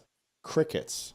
Remember when Hillary Clinton used a private server for classified communications and deleted tens of thousands of emails after they were subpoenaed? The media wrote it off as a non-story, and Joe Biden, he's been leaking classified information since his Senate days, casually name-dropping SEAL Team 6 in speeches and allegedly sharing sensitive material with ghostwriters. Now that it's someone from the America First crowd, the outrage machine is fired up. Suddenly, the same people who shrugged at real sustained national security violations want hearings, removals, and investigations because of a group chat. Let's not pretend this isn't political. Had a journalist from the Atlantic been mistakenly added to a chat involving the Biden administration, this story would have never seen the light of day or would have been written as a humorous anecdote about technology and the perils of encryption. Signal itself has been widely adopted by individuals in government, media, and the corporate leadership because of its high-end encryption and minimal data retention. The app doesn't store user data, doesn't keep chat on histories of the server, and provides full end-to-end encryption. It's a good option for unclassified but sensitive communication. It's also not authorized for handling top secret material, and everyone on the chat would know that. That makes the content shared, detailed strike information, war planning, timing, target acquisition, and weapon strategy even more alarming. If this material wasn't classified, it was damn close. The real danger here isn't just the signal chat, it's the political weaponization of security breaches. Exactly. The media's selective outrage always seems to align with partisan interest. One can't help but recall the breathless coverage of Trump holding onto classified documents at Mar-a-Lago while ignoring Biden's garage stash of sensitive material. No FBI raid for him, no breathless Rachel Maddow countdown to arrest, just a quiet pass and a promise it was all an accident. 6 times, mind you, in 4 different locations. Went through Jill Biden's underwear drawer. No, Nobody they did didn't. that. No, Yeah. he got a knock raid. So what happens now? There will be calls for hearings, no doubt, expected dramatic readings of chat transcripts and puffed up demands for accountability, but don't expect consistency. Don't expect the same pundits demanding Hegsig's head to explain why no one cared when classified CIA talking points were found on Anthony Weiner's laptop. Don't expect Goldberg to clarify whether he shared anything from that chat with other journalists. Don't expect the Atlantic to hold itself to any standard they demand of the people they report on. There's also a larger, more uncomfortable truth at play here. We live in a time where information warfare and media are no longer separate silos. Everything bleeds into everything. Journalists are no longer passive observers. They are actors in the drama. Politicians leak stories to gain power. Journalists publish them to shape narratives, and both sides pretend the game isn't rigged. That's why this Signal story represents not just a blunder, not just an embarrassing lapse in judgment, but another example of how secure communication, political agendas, and media complicity collide in perfect storm of hypocrisy. And we're all supposed to pretend this is new. Let's not. Let's remember that true operational security means knowing who's in the room, who has access, and what they'll do with it. Let's also remember that some people only care about breaches when it suits their politics. And finally, let's acknowledge that until we hold everyone to the same standard, media, government, and political parties alike, these scandals are nothing more than theater. I'm sorry for the length of it.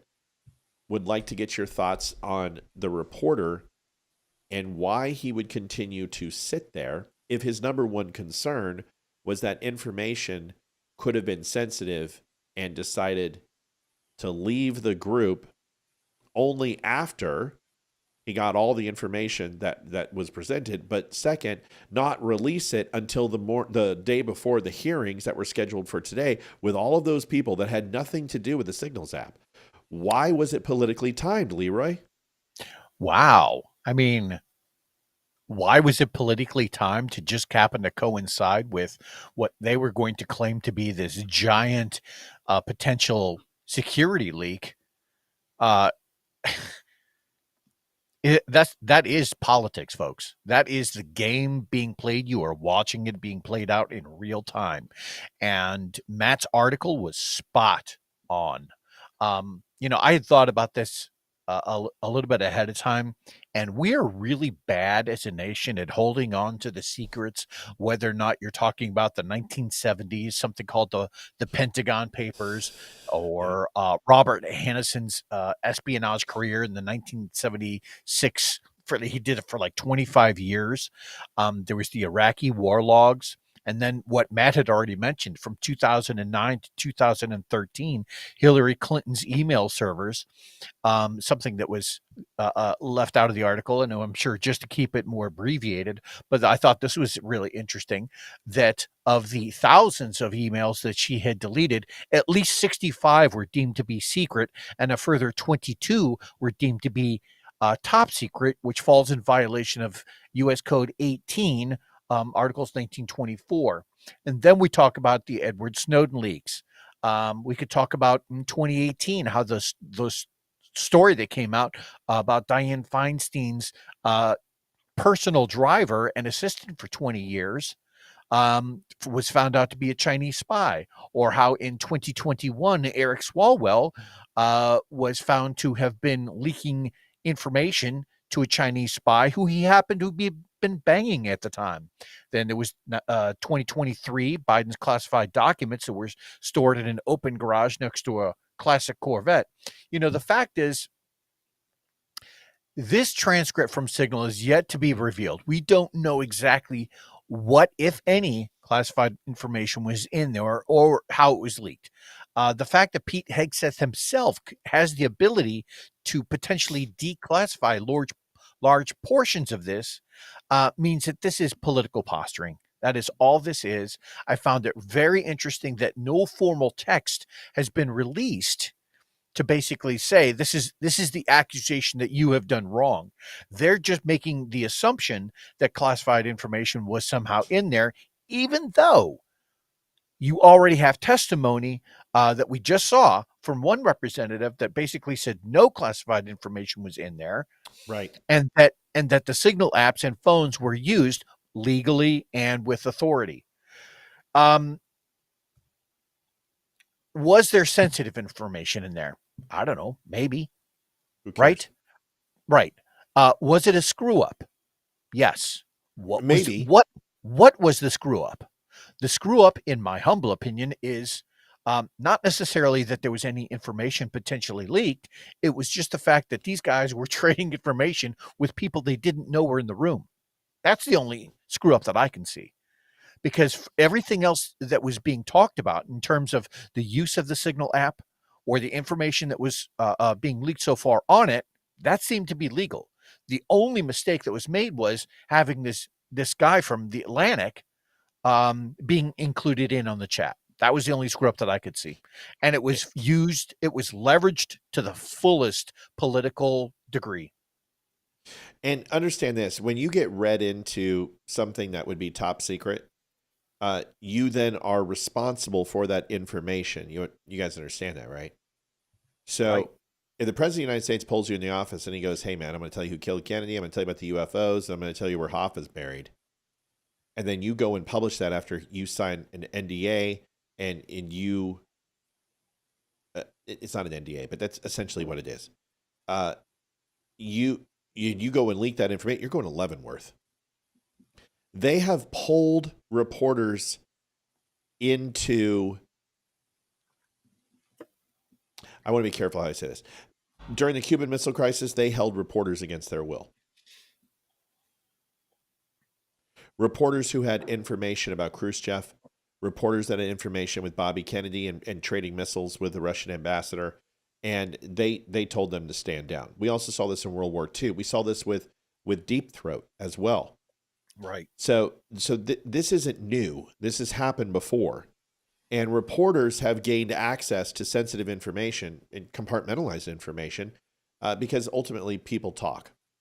I want to show you a video because now we're going to break down this guy. And we have a lot to cover tonight. So, folks, listen, I just want to be completely respectful. To run these shows, it's about $165 now. It gets very expensive. So I just want to make sure it's not your obligation. It's just a matter of that if you see us at $102.79, please don't wait to the end. It stresses me out and it makes me want to get sick. And I feel like I've got to pull the show early because we just can't do that. We can't constantly bleed. So if you have the ability to help us out, get us up to a little bit of a bigger number, that would make me feel a lot better. And we've got like 6 other topics, so we'd like to try to get to all of them tonight. Here's a video of Jeffrey Goldberg, and I want you to listen to this. This is now the Secretary that you're going to see a lot of because it's not in the mainstream. Most of his stuff is with CNN and NBC, but there's some interesting stuff in here, Leroy, that I want you to see. Watch his mannerisms, watch his eyes, watch how he communicates. Defense and the White House press secretary have said you're lying, have said there are no war plans there, have said there's no classified information. So the obvious question is, shouldn't you now demonstrate it? Shouldn't you publish the text? No, because they're wrong. They're wrong. But how can you prove that you're wrong? Maybe should you provide them to the House and Senate special committees on intelligence? Maybe. Why don't you just go ahead and apply for a whistleblower status? Well, why don't you just apply? Why don't you literally go to Chuck Schumer? Why don't you go to Schiff? Why don't you go to Raskin? And why don't you do a closed door session of Congress and show them the evidence that there is classified information here? Leroy, would he not be protected under the whistleblower status? He absolutely would be. Yeah. Yeah. So why not do that? You have protections as a citizen to be a whistleblower. So let's listen to the rest. Want to become my lawyer? I'm throwing this out there, Jeff. I don't know. I mean, look. I feel like no. I mean, I obviously.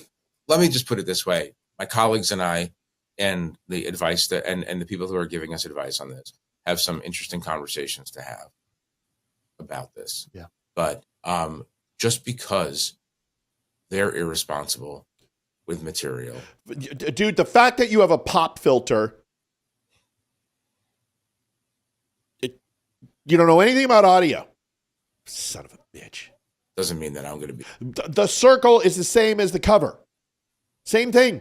You're just doubling up. You're just lowering, you're dropping your low frequency sound and you're muddying up your audio. For a mic, it's a $500 mic. That is the Shure SM7B2. I've got it. Son of a bitch. Irresponsible with this material. How is it? And you know what? I could, whatever. I mean, you've had a long history as I have with dealing with them, and at moments like this when they're under pressure, go back 4 seconds. Yeah, you saw it too. Hold on, because they've been caught with. Hold on, hold on. I'm gonna turn up my brightness here. Yeah, see it right there. There. Yep. Do it. Oh, he's up into he's all day long, up and to the right and up and to the left. Yeah. Oh, absolutely. So again, when you're looking up and to the right, generally speaking, that's when you are using your more creative portion of your brain because you're thinking of shit to say on the fly. Whereas is it the other way? And if you're looking to the left, you're recalling. Is that correct? Yeah. And the down is obviously deceptive, but you can also see the fidgeting. You can see the way he's using certain words, whatever. He's getting irritated. He's agitated. He's pissed off. And the reason why is because he knows he doesn't have anything, and his credibility means nothing to him. We've already established him as a liar. I just told you all the things he's lied about. Good catch. That's why I want you to watch his mannerisms. Yeah, I know. And he's a douchebag. I mean, you've had long. Honestly, if I was Trump, I'd black bag him. If I was Trump, seriously, I'd send the DOJ after him. Get the Department of Justice. I would get NSA. Put over him. Put him in a freaking van. Take him in. Start interrogating him. Find out how. How did you gain access? You either or what you do is this: the Republicans in Congress demand him to appear in an open session of Congress. Subpoena his ass. Why wasn't he there? Well, that's the point. Well, because he timed this, man. These guys are controlled opposition to go after Trump. We know this. $20, Joanne Lubin. Thank you, Joanne. A bit of help. Joanne, thank you. We certainly need it tonight. A little tight tonight. A little tight. A little slow. All right. I guess my point is that if you're gonna subpoena Tulsi Gabbard, if you're going to subpoena everyone, all the 18 officials who were in on that Signal chat, then maybe you should at least subpoena the guy who is reporting to have been involved with it, right? Who is the ultimate leaker in that scenario? Isn't that the guy that you would want to have testifying? Yeah, and down and to the left and up and to the right and all this other stuff, you're either accessing the creative portion of your brain or the memory cortex. And that can be indicative of multiple. You need to see the regressive patterns. People regress the longer they talk. And as soon as you start seeing these patterns, you can identify them. So please understand this. Just because somebody looks down doesn't mean they're lying. But if you see it continue, here, you read that one. That's yours. Thank you, Paul Rivera, $51.99. Been looking for points to counter my leftist friends on this. What better sources than two Navy intel guys? Thank you! Exclamation point. Welcome. Thank you, Paul. You're awesome. You are awesome. So he'll regress throughout the conversation, and whatever mannerisms he's trying to cover up will ultimately expose. Sometimes it's a lot longer. It depends on who it is. Women are insufferable. Because their pantomime index is larger than men's, and it is harder to read women in a lot of times, even though they're overly emotional. But that's the problem, is that you can't see the lines of delineation between their calm self and emotional self because they're always fucking emotional. Men, on the other hand, try to circumvent and cover it up. He's not doing over. Like, if I had this guy in front of me, I would crack him in 2 minutes. I'd get this guy pissing his pants in an interrogation. This guy's just, he's milquetoast. What Matt is saying is that, like, when you're giving someone a lie detector test. Thank you, Deborah. Go ahead, Matt. Thank you, Deborah. $25 smiley face emoji. That a girl. Thank you. When you're giving somebody a lie detector test, right?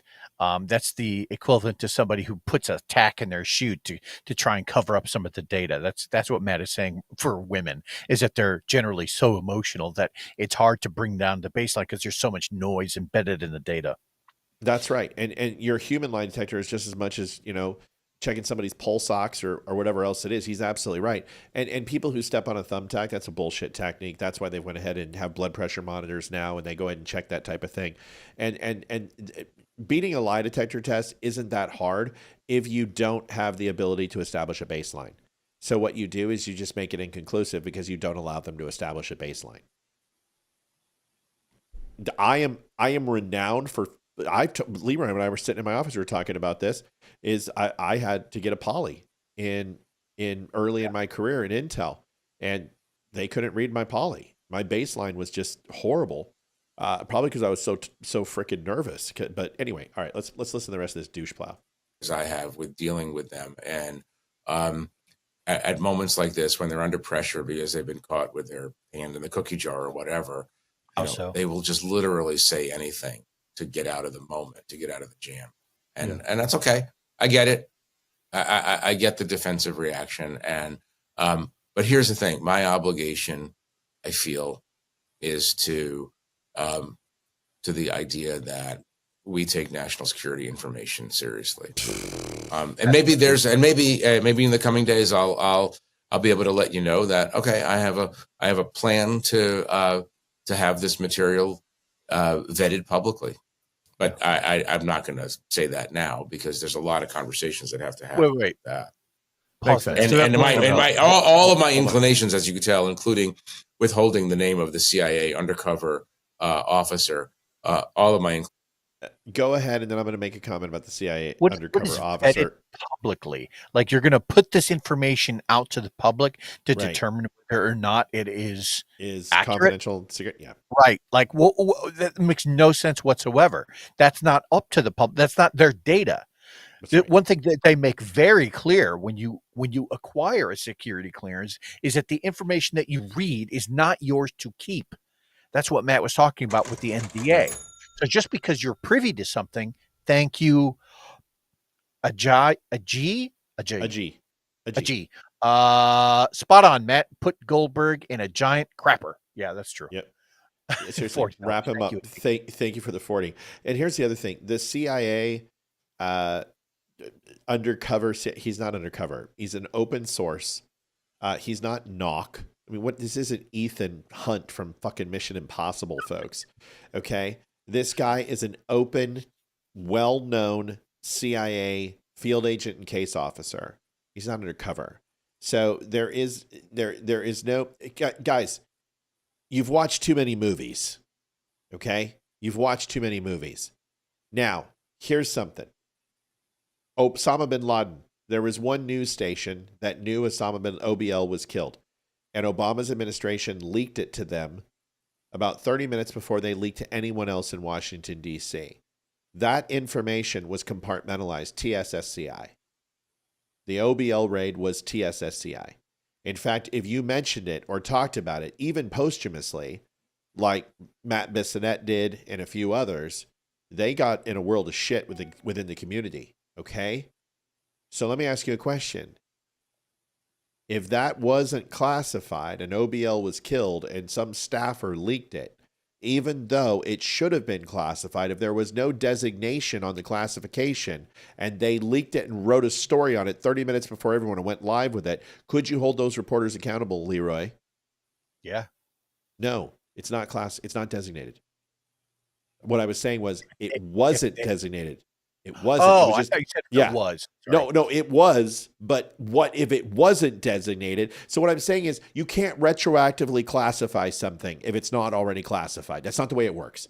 You can go back and say this is now classed, but if that information has been passed on and it didn't have a designation to begin with, you can't hold people accountable. What I'm saying and what Leroy is saying is even though Jeffrey is sitting here saying, no, it's classified, he doesn't know because he doesn't even know that if there's a designation for it.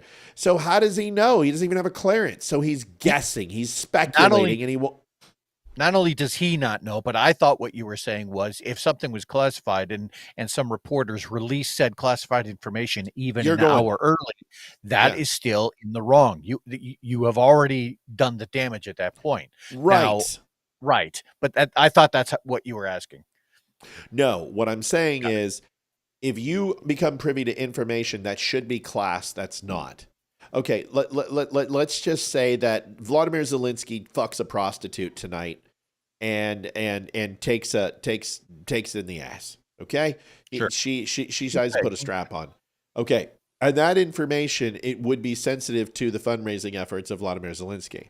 Obviously, it's going to be classified in some sort of designation or whatever when it comes across message traffic or a human intelligence flash comes across or something happens and we get formal intelligence that it will be classified in some way, shape, or form. Is that fair? Yeah. Okay, but if some reporter picks it up on the way from A to B to C to D and releases that information, can you black bag that guy and hold him for espionage if there was no designation on it in the United States? If there was no designation on it and it wasn't deemed as anything prior sensitive, technically no. No, but Ukraine will bag him and probably cut his nuts off and kill him. But they absolutely would. But in the United States. So what I'm saying is that this guy doesn't know if there's a designation. And if he does, that is the classification or designation of espionage. That means he has readily available top secret SCI information, is aware of it, and still harboring it without turning it over. This guy's going to be in a world of shit. The First Amendment does not cover classification of TSSCI material. Right. Go ahead. To your point, if he is testifying that he was in some way, shape, or form privy to a classified information spillage, and that's what that's called, when information gets out to somebody who's not supposed to have it, right, then he could be called in and be made to sign an NDA, right, and sit through some very painful questioning, right, if that's what he's saying. Is he saying that, or is he saying that, oh no, it was just sensitive information, it wasn't classified, and so therefore everything is okay? Because those are two very different scenarios. He's scared. I'm just letting you know, everything that he's showing is defensive behavior. His voice is showing inflection. He's nervous. He's not looking at the camera in any way, shape, or form. Look at Tim Miller. Tim Miller's looking right at the camera. So he's showing elusive behavior in his answers and questions. He wants this to go away. I think this guy spoke to his lawyers after he released and wrote the article. And if he would have talked to legal counsel, they would have said, "Stop. We need to run this through the DOD. You at least need to give them the heads up." Because standard practice for any reporting agency, I've had to run two things on this show through the DOD. I know I'm not going to tell you what they are, but I will tell you that I made that judgment call and at least gave the DOD a chance to stop the story. That's fair. As a reporter, you have to be. And as a former intelligence analyst, I can look at something and say, you know what? I don't know if this is classed, but this looks classed to me.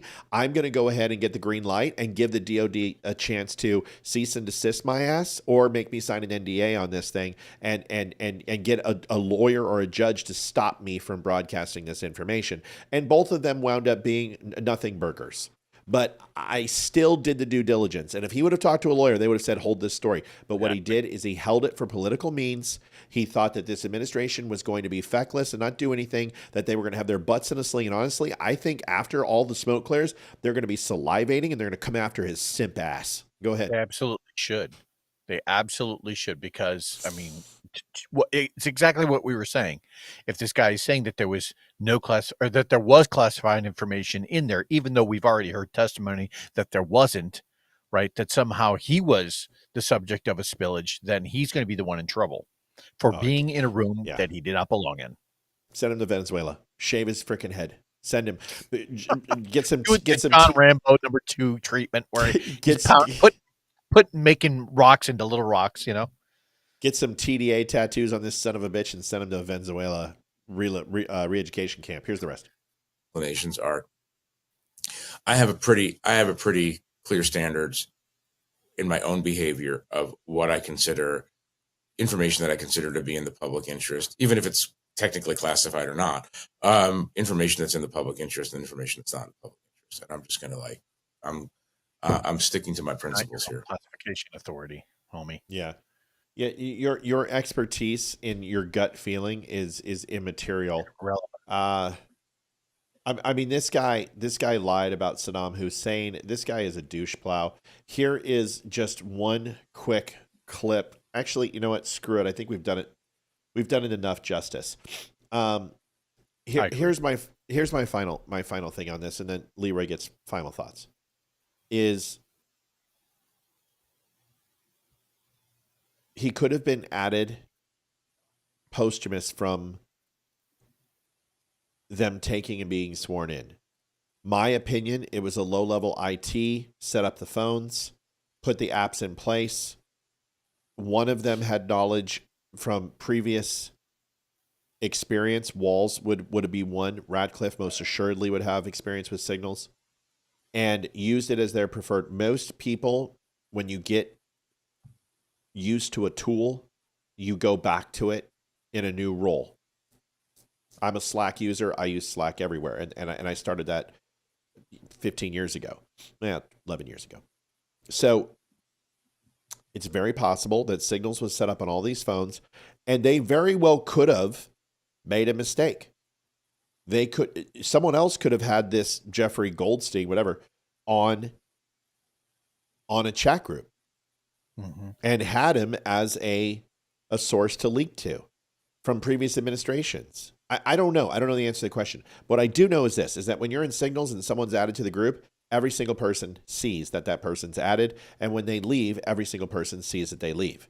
And it's my understanding that the invite came just within 7 to 10 days ago. So he sat there and got all the information he wanted. And if he had a moral compass to begin with, he would have immediately called the Department of Defense and DOJ and said, listen, I've been invited to something I shouldn't be. I am a reporter. And because of my kindness, I want an exclusive story to this.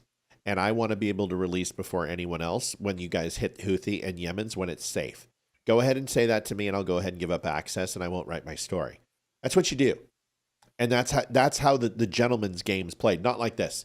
This guy waited around for a juicy nugget and then dropped it expeditiously,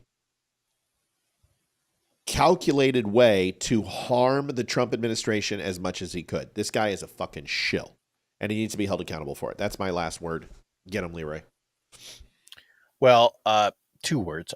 One is I think we should all be prepared for 4 years of exactly this level of politics, this level of, oh, I'm going to hold on to this nugget, right, that I have against whoever is in the administration, whoever is in the cabinet, until just the right time till it can inflict the maximum amount of damage. Sounds about right to me. That's number one. Number two is I can foresee a scenario where some jackass in the cabinet probably has a couple of 100 different contacts, right? And at one point or another was probably either on a 3-way call with somebody. And you know how if you're an iPhone user, right, and you double tap that top button for the contacts and it'll give you a list of phone numbers, he could have very easily misassigned, oh, that was so-and-so from CNN or from Fox, and gotten the names backwards. I could see that. And then later that same mistake could have been translated to, hey, I'm going to go ahead and invite this dude from Fox in, not even realizing that it wasn't Fox. It was the Atlantic, something along those lines. Like I could see that level of a mistake happening. Yeah. I just want to say to Pete Hegseth and Walls and Gabbard, if you want someone to report the news to and go ahead and leak information, I'm your guy. And what's great is that I could probably, and so can Leroy, help you with like 90% of the shit that you guys want to do from a strike perspective or imaging perspective or anything else. We are good people to have around. So it's kind of like it's friends with benefits. You guys can have us as a press element. We'll leak your shit, but we'll also go ahead and give you some really serious advice of how you guys can go ahead and execute and prosecute your geopolitical strategy. So just something to think about. Join webkin.com. Well, that was perfect out. That was a perfect out. You had to ruin it. Go ahead. Well, I was just going to say, and once more, even if you have something where you're trying to avoid some level of spillage, hey, I've got a clearance. So, it won't hurt anyone if I get something that you didn't intend for, and I can be the filter for that. It's a win-win. And you're gonna have to read it. Read me back in. Sorry, it's been a while.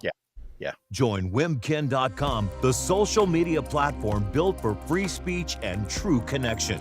No censorship, no algorithms controlling your feed, just genuine conversations and a commitment to protecting your rights. Sign up today at wimkin.com and take back your voice. Tell them Matt and the Dumb Show sent you. So when you woke up in the morning going to school, did you have a TV in your room?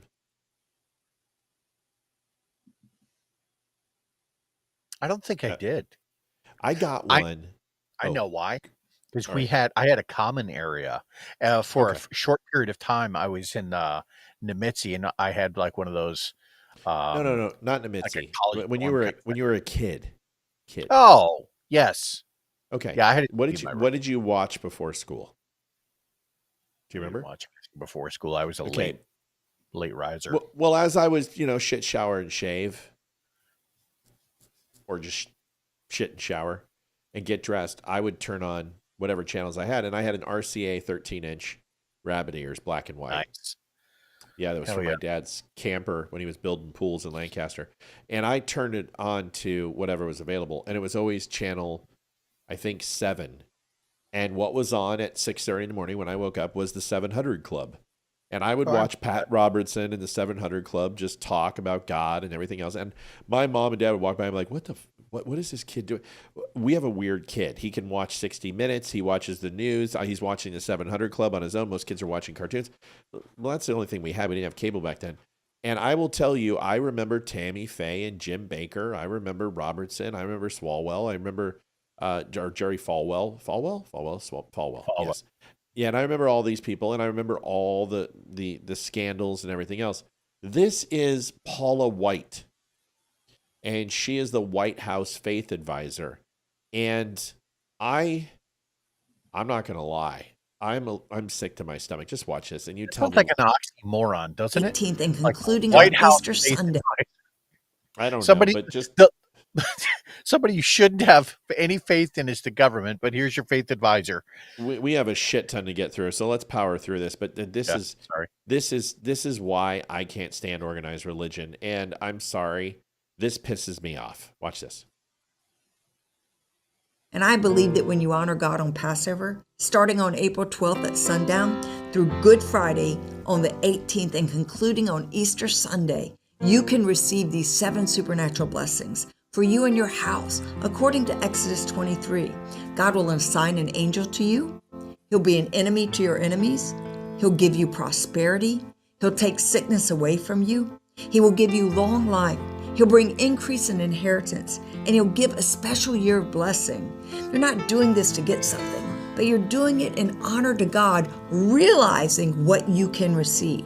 For your special Passover offering of $1,000 or more as the Holy Spirit leads, you will also receive the beautiful 10-inch Waterford Crystal Cross. Don't miss your moment to release 7 supernatural blessings and provision into your life. Paula, I've got 10 inches of something, and I will be happy to release 7 things your way for $1,000. You've got to be fucking kidding me. If any of you give Paula White $1,000 and you don't give it to the Dumb Show, I swear to God, I'm going to shoot Leroy in the face. Wow. I'll give you a 10-inch photo of something.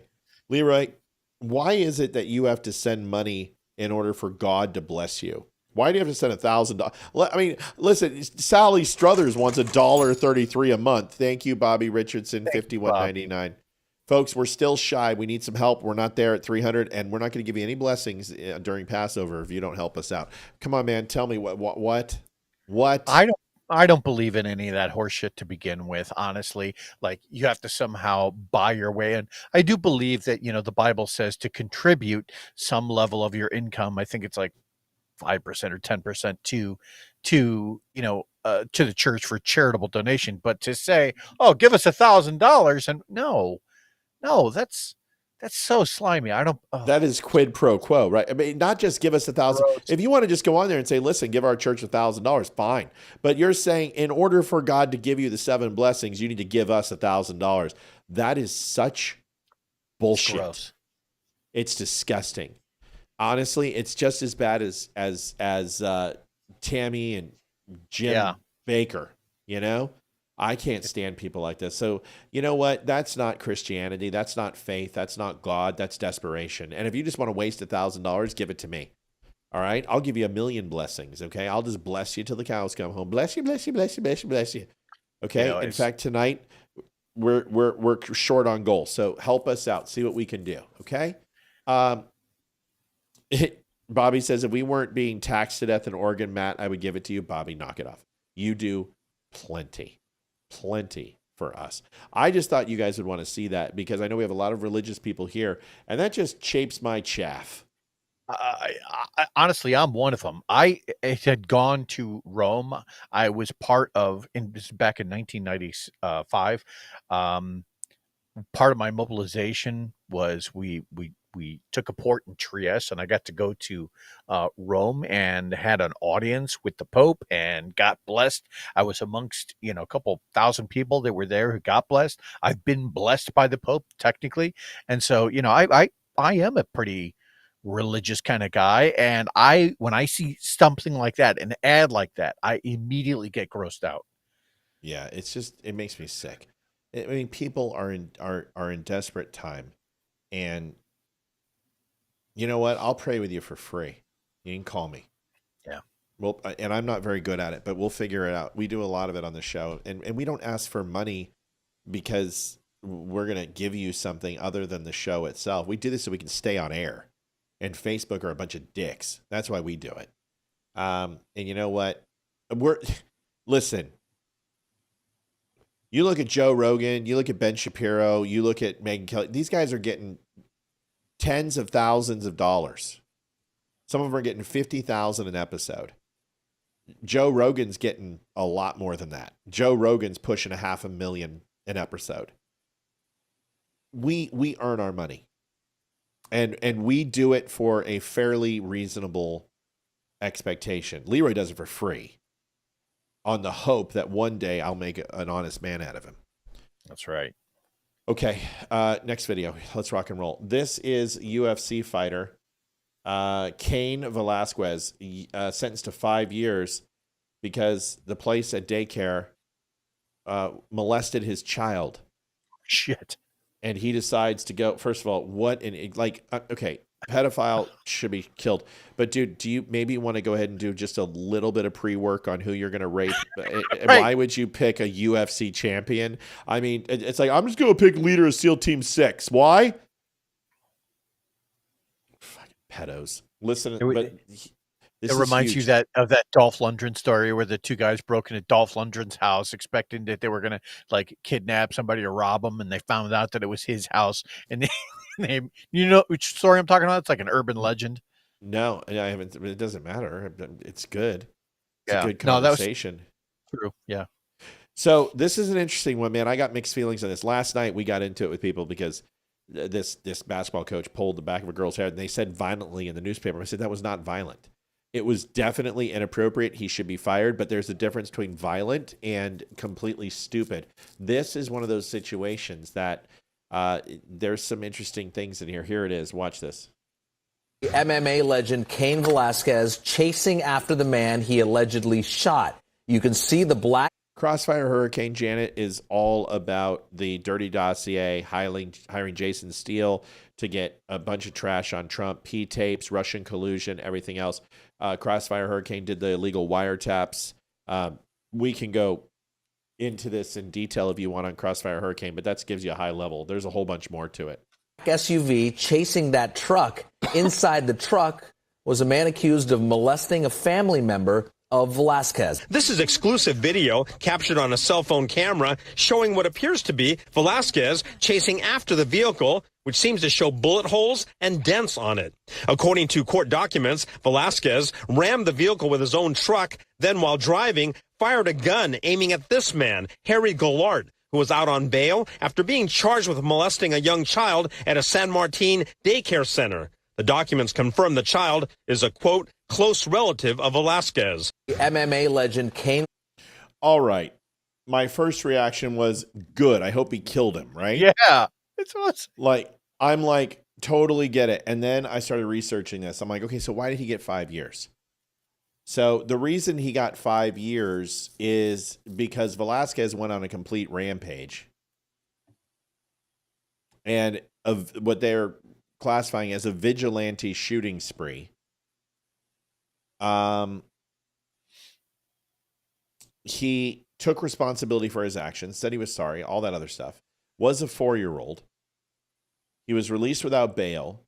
He shot at Goulart's truck, whatever the guy's, Goulart, whatever, and chased and lasted 11 miles, 17.7 kilometers.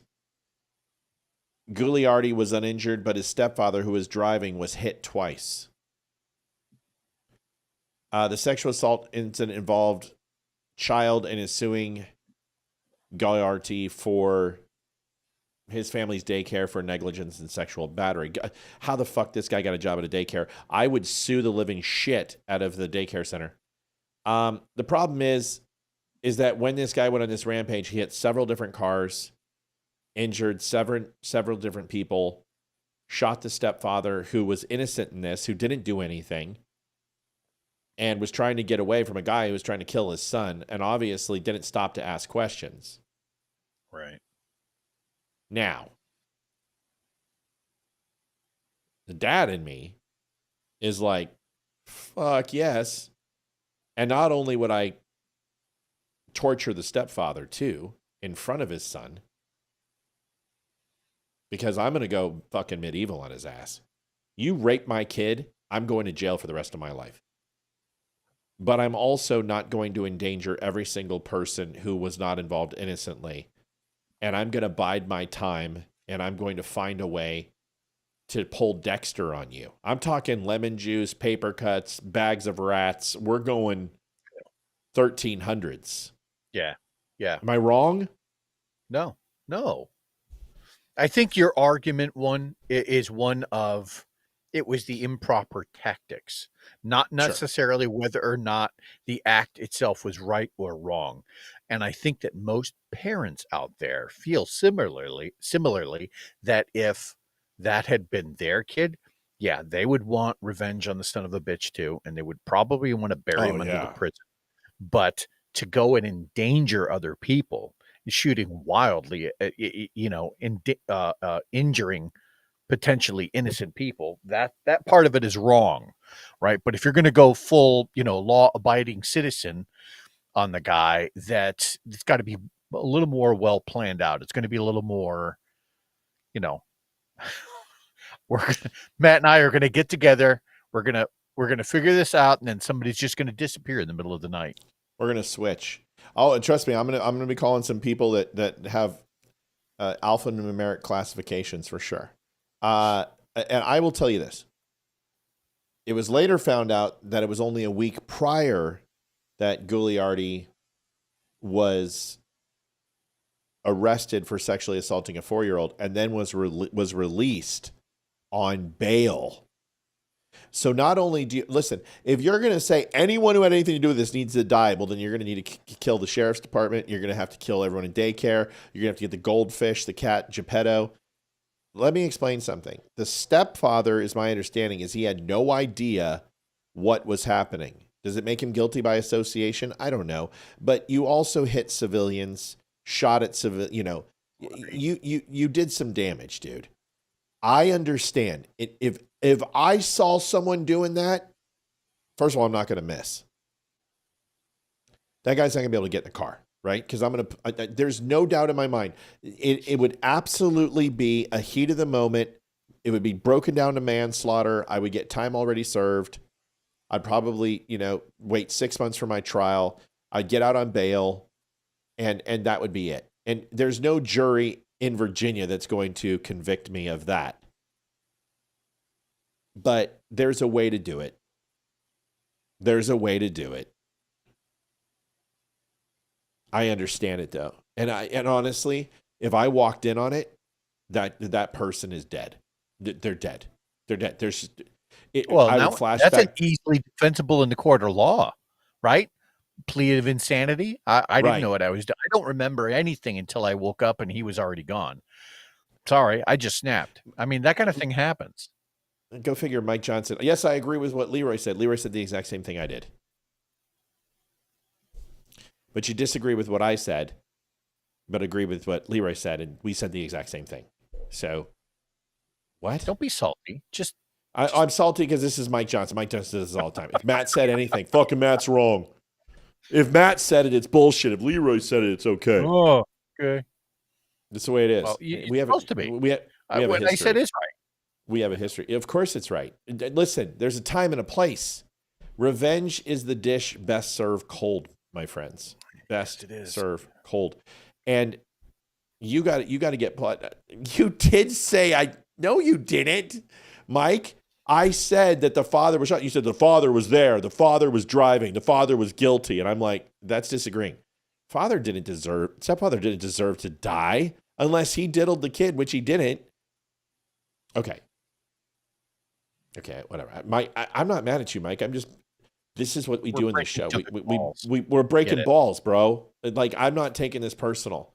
I'm just messing around with you, man. I'm just messing around. Maybe I shouldn't do that anymore. So here's what it comes down to. Totally get it. Heat of the moment. Do it. End it. Get manslaughter. Get out of jail. But when you chase somebody 11 miles and fire a gun and run people over, and now you're in a situation where you've got second-degree murder at the worst, if not first-degree murder. So you had time to calm down. You had time to get rational. You had time to see the damage you were doing. My point is, I get it. I understand it.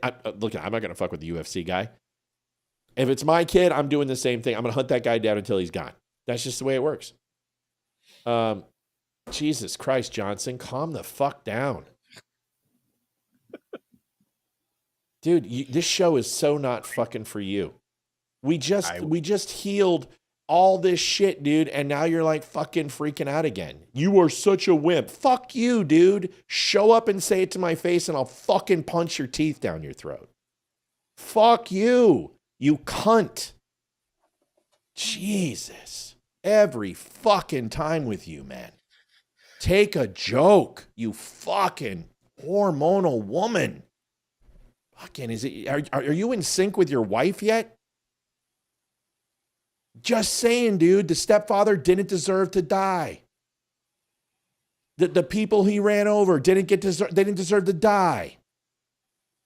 The cars he shot at, they don't deserve to die. Okay, my point is that we take both sides of the equation here. His stepfather didn't do anything. And unless you have from an unfortunate case of bad timing here, because I think sometimes when Mike is going to reply, we're reading it a little after the fact, and he might be responding to something. No, Mike's a dick, Leroy. Mike's a dick. Okay, I've established that a long time ago. I tried to be nice, and this guy talked some serious shit, and I've seen all the comments, and I just left it alone. But Mike, you can lose my page, okay? Leroy, I appreciate you trying to smoke the peace, but I don't get like this very often. Fuck him. Okay. All right. Moving on. New topic. Thanks for trying to get in the middle, but it's not gonna happen. This is a long history here. Moving on to the next topic. The Dumb Store is veteran-owned with a 5-star diamond rating for service and satisfaction. We offer quality products like coffee, shirts, hoodies, and hats, all made by veterans. Shop with confidence, backed by hundreds of 5-star reviews. Use code DUMB10 to save 10%. Visit thedumbshow.com today. Thank you for your support. If you can't be wrong ever, then maybe you're the problem. And if you're constantly mad at everybody and everybody's mad at you, then maybe you're the problem. Ever thought about that? Think about that. Here we go. This is an interesting one. This is that Elon Musk is not God.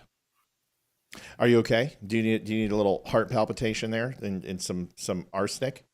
This is where it ends. Like the video is fine, but this is where it ends. Oh. Karen Vera goes, "What are you, like 12?" Yeah. Amy says, "Regardless of how horrible the crime is, I believe in the Constitution and due process." Well, yeah, I mean, that's the whole point. Listen, somebody hurts your child. I get it, but I'm sorry. Unless the stepfather was involved, lose my page, Mike.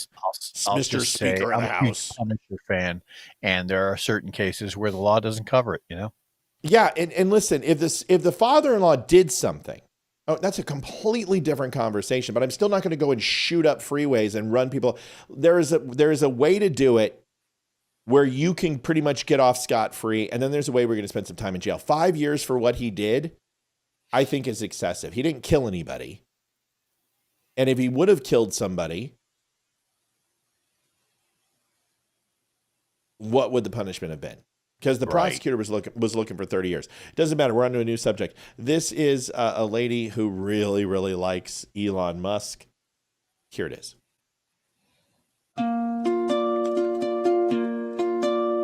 He gave us cars that drive so fast, made rockets built to blast. Oh, thank you, Elon Musk. He took over Twitter's reign. He saved free speech for all, eliminating woke pain. SpaceX flies, Tesla self-drive, Starlink beams with laser dreams. He's got a master plan for our lives. Let's occupy Mars. occupy Mars. Not very often, but sometimes I'm very embarrassed by the right. I really, we're not done. We got to suffer through this. The only way you can do this, folks, is by donating to the show and closing the gap of $9, because I will say 7 prayers and never play this again. To keep mankind alive. Neuralink. Yeah, she can sing like a champ, but the question is the content, right? I mean, she can sing. Maybe she's just doing it to get a free Tesla out of it. Who knows? I don't know. Is on the way. Boring tunnel save the day. Oh, thank you, Elon Musk. Maybe she wants his 15th baby. And I'd be acquiesced to that request. If I was Elon, I'd be looking her up. I'd be like, no, 15's no. Okay. I know, dude. Bubba's like, wow, I'm embarrassed for her. So am I. Yeah. There's definitely some cringe going on here. Fighting fights for freedom's sake. Politics, he's not afraid. He won't just sit and watch. She's wearing a Doge whatever father shirt. Yeah. It's so good. SpaceX flies, Tesla self-drive, Starlink beams with laser dreams. He's got a master plan for our lives. One more kid, one more brand, launching rockets with just one hand. Optimus, Cybercat, to what can't this man do?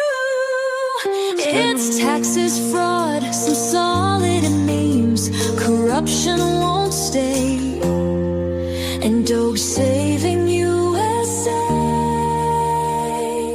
So here's to you, our tech tycoon, saving Earth and Mars real soon. We thank you, Elon Musk. One more kid, one more brand, launching rockets with just one hand. Optimus, Cybercat, to what can this man do? Oh, thank you, Elon Musk. She probably made a shit ton of money from that. I'm thinking, yeah. Listen, it might be satirical, but production value is good. Voice is strong. I think you could probably do more than having. Yeah, you could do more than having Elon's baby. I think you should set your rocket apogee a little bit higher than the 5-foot level of having Elon's kid. That makes you fairly common. I just figured you'd want to watch that. Jasmine Crockett was in the news today. And did you happen to see what she did? I did not. I did hear that she was in the news, but I didn't catch. I was balancing things out, trying to figure out what we were going to do for the show on the drive home, so I missed part of it. Fair enough. Here's Jasmine Crockett talking about the Texas governor demonstrating diversity, equity, inclusion towards the handy-capable. Always so good. And then I'll show you her reaction to a reporter. This fantastic diamond in the rough. Because we in these hot-ass Texas streets, honey. Y'all know we got Governor Hot Wheels down there. Come on now. She's talking about Greg Abbott, the man confined to a wheelchair. Governor Hot Wheels is what she calls him. And wow. I thought it was kind of funny when Donald Trump made fun of the special needs reporter because he was a dick. So I'm not going to go ahead and clutch my pearls, but it's kind of a contradiction in terms. Here's the rest. And the only thing hot about him is that he is a hot ass mess, honey. So yes. So this is that's an official Democrat sanctioned event. Okay. No. No, we got to try to hit it, buddy. So this is a Democrat sanctioned event. That's crazy. It's a human rights conference because human rights, people in the United States don't have human rights. So our politicians have to go ahead and try to find the rights that they don't possess. Jasmine Crockett said, Oh, I wasn't saying Hot Wheels as making fun of his wheelchair. I was saying Hot Wheels because he deports people and the cars and Walk the it wheels back. get hot. Yeah. Get back. Yeah. This is when you say I was wrong and I'm backpedaling. And I made a mistake. Yeah. Here is now I don't have any love lost for this guy. This is a reporter, Laura Loomer's reporter. Reporter is used very loosely here. This is his hand with some claw marks in it and some scratches. And it says that his name's Charles Downs. He works for Laura Loomer, who is a piece of shit. A horrible human being. And God, the size of his knuckles. He's got rheumatoid arthritis or something. Yeah. Yeah. It looks like your head. I mean, you can even see your face. Look at there's an eyeball. There's an eyeball. There's a mouth. Yeah. Here. Look. Eyeball. Eyeball. Little bit like the elephant man, yeah. Yeah, it looks like you if you were Space Ghost. Do you remember Space Ghost? I do remember the Space cartoon. Space Ghost. It looks like Space. All right, shut up. Knock it off. Right. I was in a good mood. Then Mike Johnson ruined it. So he says that this violently, there's that word again, violently ripped the phone out of my hand and, and beat me with it. And here is the video of what happened. Watch this. Hello, Congresswoman. Horse manure. Well, that sounds like fun. Wait, Congresswoman Crockett. But it sounds. Congresswoman Crockett, you were recently on a Tesla takedown call calling for violence on the 29th. Would you like to clarify your comments? As you can see. Congresswoman, will you condone violence at the Tesla?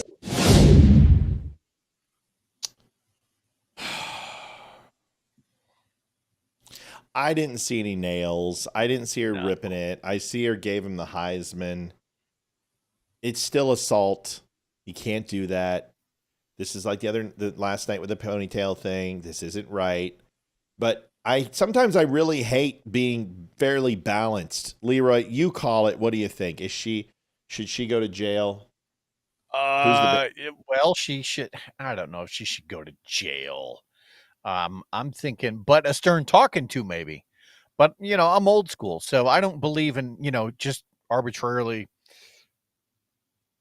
coming at people with the intent of, trying to get everyone to have the maximum sentence applied to them.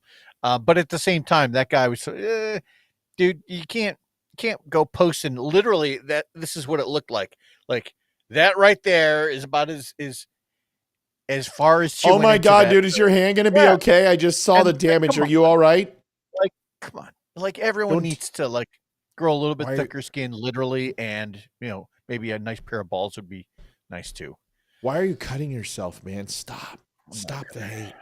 By the way, just a message to Mike Johnson when he messages everybody and writes everybody texts about what an asshole I am. Did you notice how uncomfortable Leroy got? That has not happened. And Leroy, when's the last time I have been that upset with a viewer? Can you think of a time? It's so rare. It doesn't happen. So it's you, dude. It's you. You're just stop being so fucking sensitive. I interact with everybody and we joke around and we bust balls. I wasn't even upset with you. I was just playing with you. Leroy and I even said we were breaking balls. So just relax, man. I mean, you're sitting here projecting on me that I'm a wimp and I'm sensitive. Bro, you're the one that flipped out over me challenging what you said. So just stop it. God. If I need another wife, I'll fucking name you Michelle and put you in a wig. I already got one. I don't need two. That doesn't sound kind of hot. Dude, if I was this guy, I would sue her. Go ahead. Yeah. Sue her. Why not? Why not teach her a lesson? If that's what you want to do, sue her. But here's the thing. You're a reporter. You're pushing buttons. You're kind of an obnoxious dick. I can see where Jasmine Crockett has a hot temper. Don't tell me you're not loving it, dude. You're not sitting at home crying right now. You're not sitting home, I have emotional damage. You're actually loving it because you're getting a shit ton of clicks and people like me are talking about you. So don't pretend that's not exactly what you wanted. Right. Am I wrong? No, that's exactly what the perceived leak is from Signal too. It is this reach out to call for some level of relevancy to say, look what I got, or look what I did. This is what I found. Like, just calm the down. You're not Amy that says, important. heck, I'm still here. Oh, yeah, because that one time that I was rude last night was so, like, damaging. Please. Okay, it's a rite of passage. Colombia, anti-Israel. Folks, we are sitting at 291.75. That number has not moved. I don't know if it's going to move. I can only pray that it moves. We're waiting for it to move. It's not moving. Maybe I could cuss out on more people. Thomas Griffith says, come on, Matt, break my balls, oh baby, oh baby, oh baby. And in the sewer, ha ha ha, holy crap, Matt does this to everyone and it shows the love equally. I don't do it to everyone. I have not went off on a viewer like that in a long time. And the funny thing is, the last time I did it, it was Mike Johnson. Go figure. And then you know what I told him like 2 weeks ago? I'm like, hey man, let's just bury this hatchet. It's good to see you back, whatever. And then here we go again. So at this point, you're just looking for it, dude. You're looking for it. You want me to react. You got me to react. It's just like Jasmine Crockett. You want me to slap you. I slapped you. You need me on Sue that me. wall. Yeah. You need me on. You want me on that wall. You need me in deep recessed places in your brain. You need me on that wall. You want me on that wall. All right. You're goddamn right I did. Did you order the code red? You're goddamn right I did. What, I committed a crime here? Is that what happened? This is funny. Jack is hilarious. I love him. He's a great actor. So good. He's a great actor. Mike John says no BS. Whatever, dude. Just stop. I'm not mad at you. I don't even know you, Mike. Mike, you're just a nice guy who gets offended by me. Stop it. We're all messing around. You're part of the family.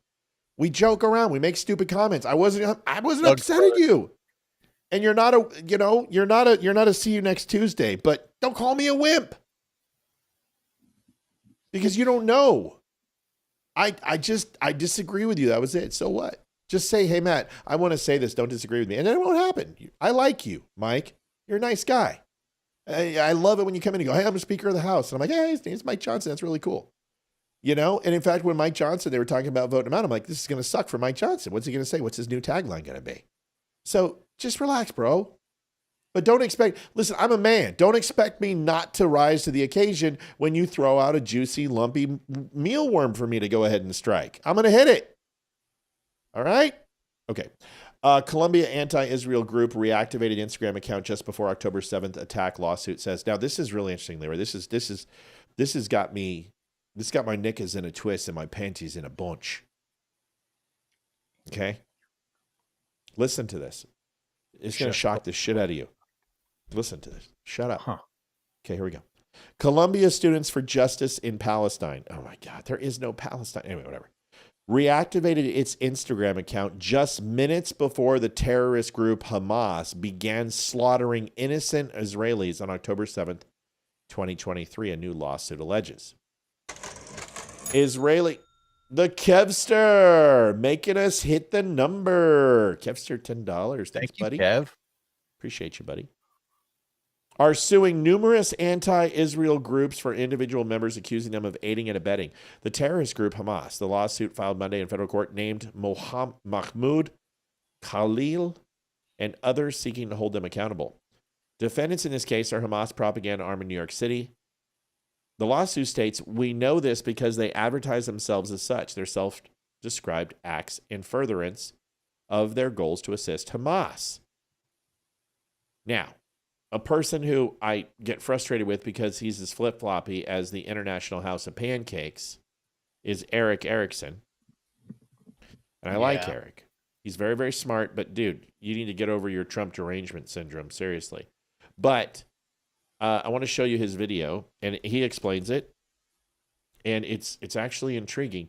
And I got to give Eric Erickson, where the hell is his page? It's R-I-K, right? And then Erickson, is that I got to give him credit, is that he doesn't lie. Seriously, dude, you've got to figure out a new way to spell your name, because I can't even find his shit now. Can you help me there, Leroy? It's a K. It's Eric with a K. I know, but then Erickson. Hey, you go ahead and say that one, buddy. That says Janet Crenshaw donated $10.80. Thank you, Janet. Okay. Damn it, Janet. Eric Erickson. How do I not have... he's on my favorites. Help me out. I want to show you this thing. Hold on. I'm looking for it. Look it up. Figure it out. Come on. Do the research. I can't believe I saw it on Twitter earlier today. And he always pops up when I don't want him to. Yeah. Sorry, folks. I was prepared, but I accidentally deleted it. It's not Erickson with an I. No, it's ERICK and then Erickson stupid. ERICKSON. Dude, learn how to fucking spell your name, Eric. Seriously? I mean, if you want me to take you seriously, can you please? And then it's not going to be on his page. I am so... Okay. Hold on. We're now we've got to. Hamas. No, that's not the one. Okay. Instagram. Come on. Oh my God. This could dude, seriously, whatever. Okay. It doesn't matter, I guess. It's not important. Screw it. It comes down to this, Leroy. This group, essentially, here's what happened. I'll surmise the whole thing.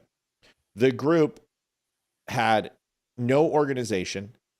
They had no funding, but they all had kafayas, Palestinian flags delivered,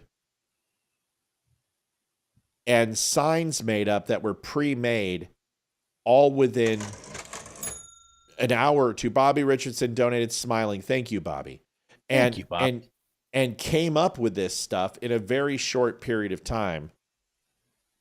And the question is, did they know what Hamas was going to do to Israel before it happened? And this is the speculation. So there's an open lawsuit for this.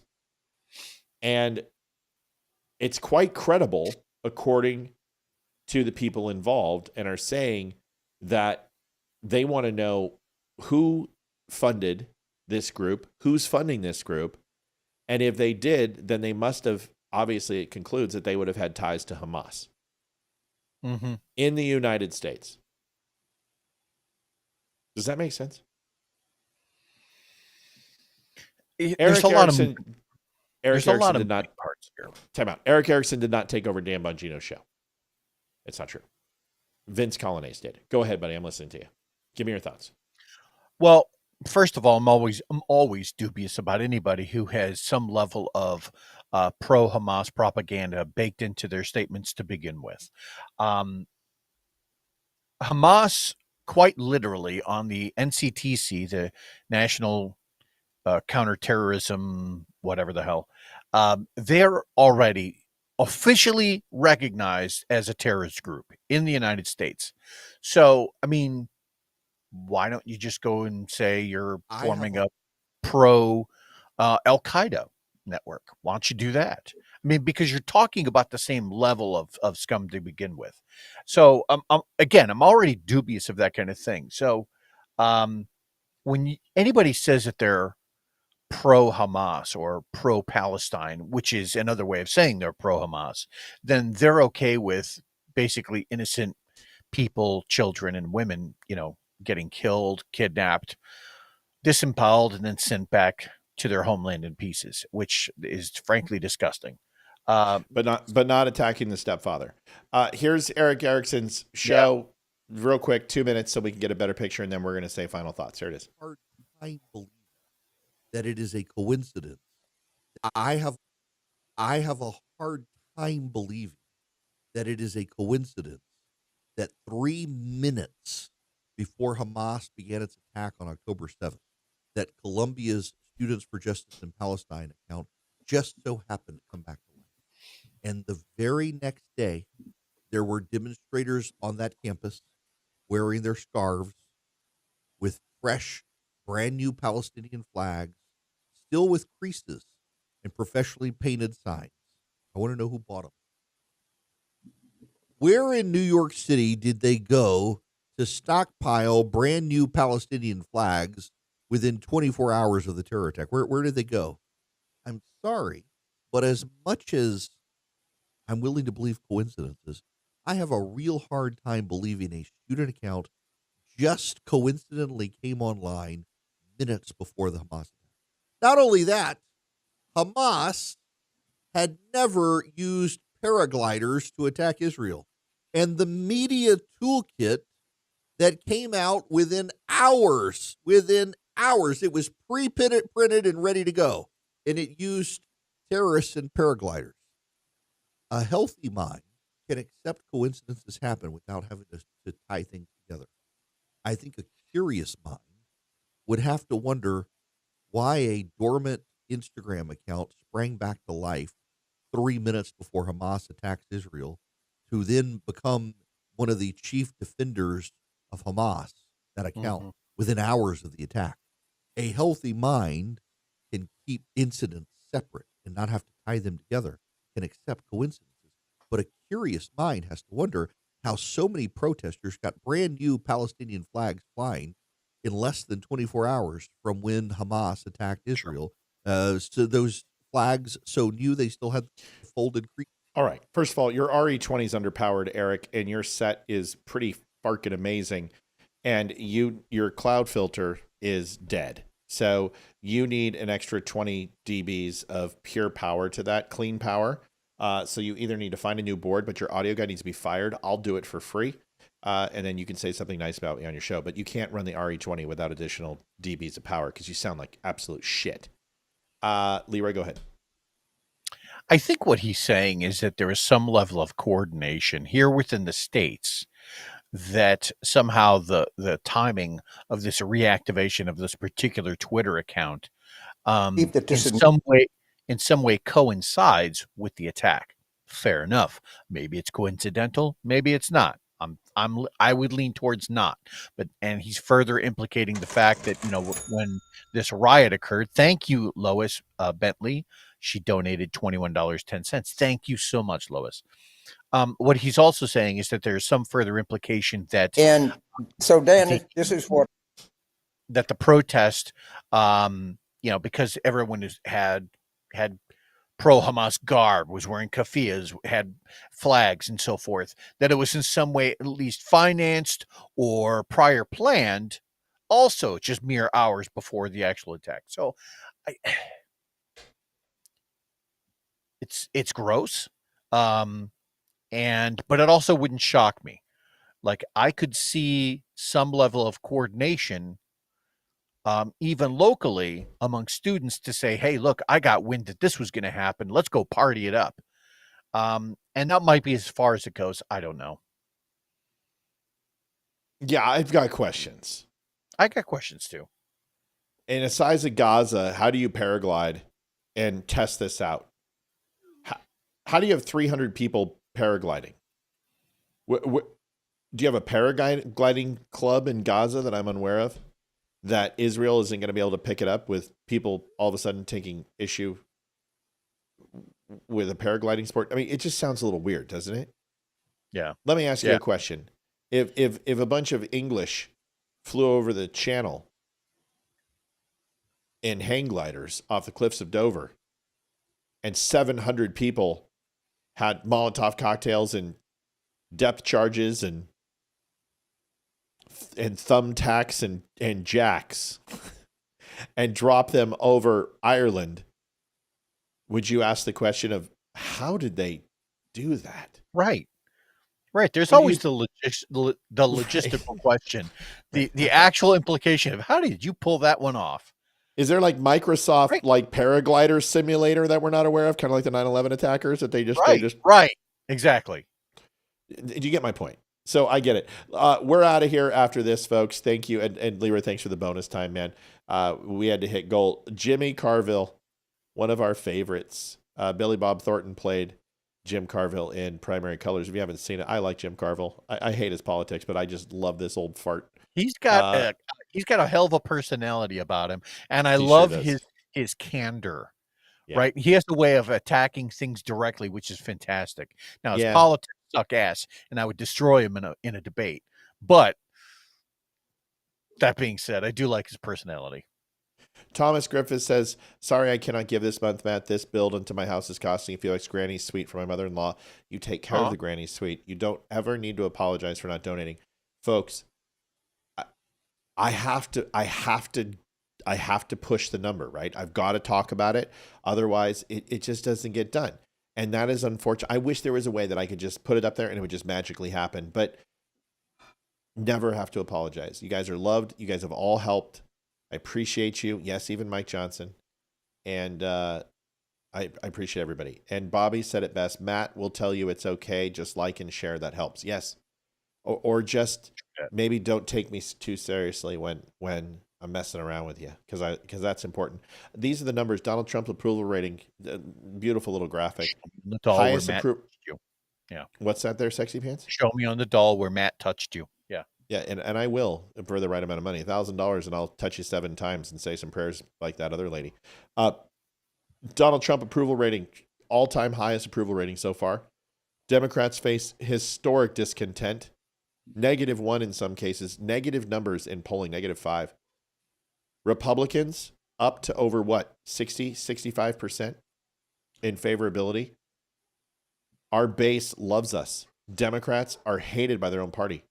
Donald Trump's approval rating equals record. CNN polled Democrat Party's favorability drops to a record low. I showed this to you last month when he did this. And he said, hey, let's just sit here and wait. Let's sit here and wait. Let's let them implode. Well, guess what, buddy? Even when you manufacture a signals crisis, it still doesn't matter.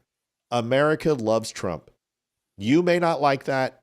That may bother you, but man, that is the truth. That is how bad Democrats are.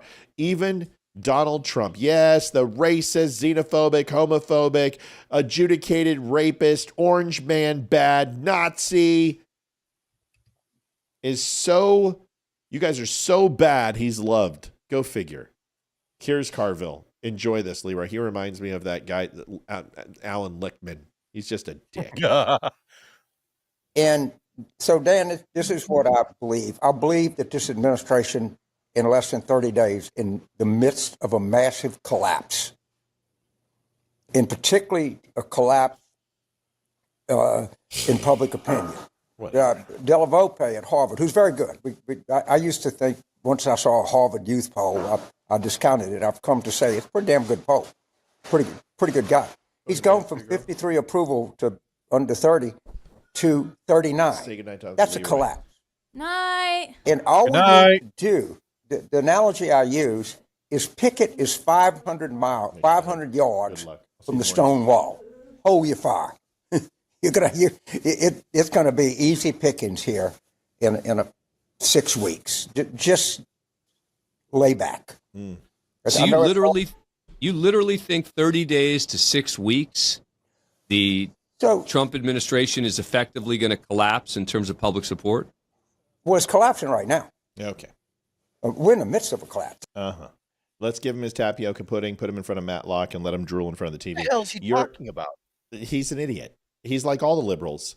Just because shit in one hand, wish in the other, let me know which one fills up first. Leroy, take us out here. I just wanted, listen, it's all about holding people accountable. And Carville deserves to be held accountable. Shirley, that was my daughter Hayden. Ethan was before, just FYI. No problem. I noticed on today's page, you're like, oh my God, I'm always backwards. You're fine. And no, my puppy's ears have not stood up yet, but I have a very good picture of her if you'd like to see it real quick, and then Leroy gets last minute. This is her on Leroy's bed, sad that we had to change the sheets because she goes in there and she likes to sleep on Leroy's spot, and she's sad that Leroy's not here. Look at that puppy dog. She's so cute. She's growing so fast. Leroy, you get your, yes, Mamma Mia officially starts tomorrow. We will be going Saturday. My mother-in-law is coming into town, and I love her. And I can't believe I'm saying that. Maybe we'll share a story of how much that woman hated me and tried to have me killed. I'm just kidding, Tammy. But we're going to go ahead and be there Saturday, and I'm going to record it because we're not going to miss it, and I will show it to you in full. Thank you, Shirley. I love you. Go ahead, Leroy. I'm sorry I interrupted you, my friend. No, no. It was a really, really great show. We got to talk about obviously the meat and the bones of this particular episode revolved around the Senate hearing today with regard to this potential signal leak that really wasn't a leak at all. It was some jackass who shouldn't have been in the room to begin with, but there was no, classified information, or at least that's how it was testified. So I would take that for truth. And how that's politics, folks. That is the optics that the left needs to use to make it look like Donald Trump's administration, and by way of default, Donald Trump is in some way incompetent to do the job. People have already demanded that Pete Hegseth stand down, or that his entire cabinet stand down. That is ridiculous. And yeah, and these are the politics that I expect that we're going to hear from for the next 4 years, of just this absolute emotional outbursts to say you're unfit, stand down, you suck as a human, and in the meantime, it's just moral. It's just posturing. It's political posturing. So get used to it. I'm telling you right now, it is going to take a cataclysmic event for the GOP not to hold the House and the Senate in 2026. I agree. This is for the GOP to lose, and they got to get their tax cuts passed. Ukraine just agreed with Black Sea operations with Russia, so they've went ahead and have extended the peace deal. Now that Black Sea is taken care of, and certain regions in the southern areas of Ukraine are now in a ceasefire, they are this close. They are a sea hair away from a brokering peace. If he does this exactly, and gets Russia and Ukraine, he will have retroactively should have been awarded 5 Nobel Peace Prizes. 5. And he is going to also, because Al-Qaeda, even though going after Al-Qaeda and ISIS wasn't peace, it created peace and stability in the Middle East. And if he shuts down the Houthis, Hezbollah, gets the IRGC to stand down, the JIP, and Hamas, right, and he gets the Abraham Accords, this man deserves Nobel Peace. It should be called the Nobel Trump Prize. Go ahead, Leroy. No, I would completely agree with that. And I would also say that, that's just up to these current polls that show Donald Trump is the most favorable that he's ever been. That's prior to this potential peace that happens. Take into account the states that are slowly changing from blue to purple, maybe even from purple to red. New York, Virginia, California. California, I was shocked to hear about. There have been more registrations for Republicans in California that are currently outpacing Democrats. I think that is fascinating. So, and again, that is all before any potential news of peace. So I think we're in a good place here. I really do. Yeah, it's going to be fun. Listen, folks, we're on tomorrow night. It's going to be Olivia, myself, and Amy. Olivia's mom will be in. We'll see if we can try to get her on camera. She's a beauty and just an amazing woman. She hated my guts, hated me. Mike, you're not the only one. So she hated me. She probably tried to have me killed, but she's a good woman. We'll be on Wednesday. Thursday, Leroy and I are back at it again. If Leroy can make it. If he can't, he'll let us know. Friday night, Olivia, myself, and Barry Morgenstein. Now, Barry photographed Jimi Hendrix, Mick Jagger, President Trump, the Pope. I mean, this guy is cool as hell. Leroy will tell you how awesome he is. He's going to be here Friday. And then we're going to go ahead and do that. Then Saturday's Mamma Mia for the kids play. We're going to record that. I'm going to set up a tripod. We're going to have a great time. So, folks, thanks for everything. Mike Johnson, come on, dude. Let's just get over this shit. Okay, let's, you and I, how about this? We do a charity celebrity death match. Okay, I'll blindfold myself and tie my leg behind my anus, and we can mud wrestle. See you guys tomorrow. Have fun. Leroy, I love you, buddy. Thanks for being here tonight. Good night, everybody. Yeah, man. Be good. Peace. Have a good night. See ya. This is the Don't Unfriend Me Show with your hosts, Matt, Leroy, Amy, and Olivia. Geopolitics, military analysis, and election coverage. Coming to you live on all major social media channels at The Dumb Show. Honest, direct, unfiltered. We can agree, we can disagree. Just don't unfriend me.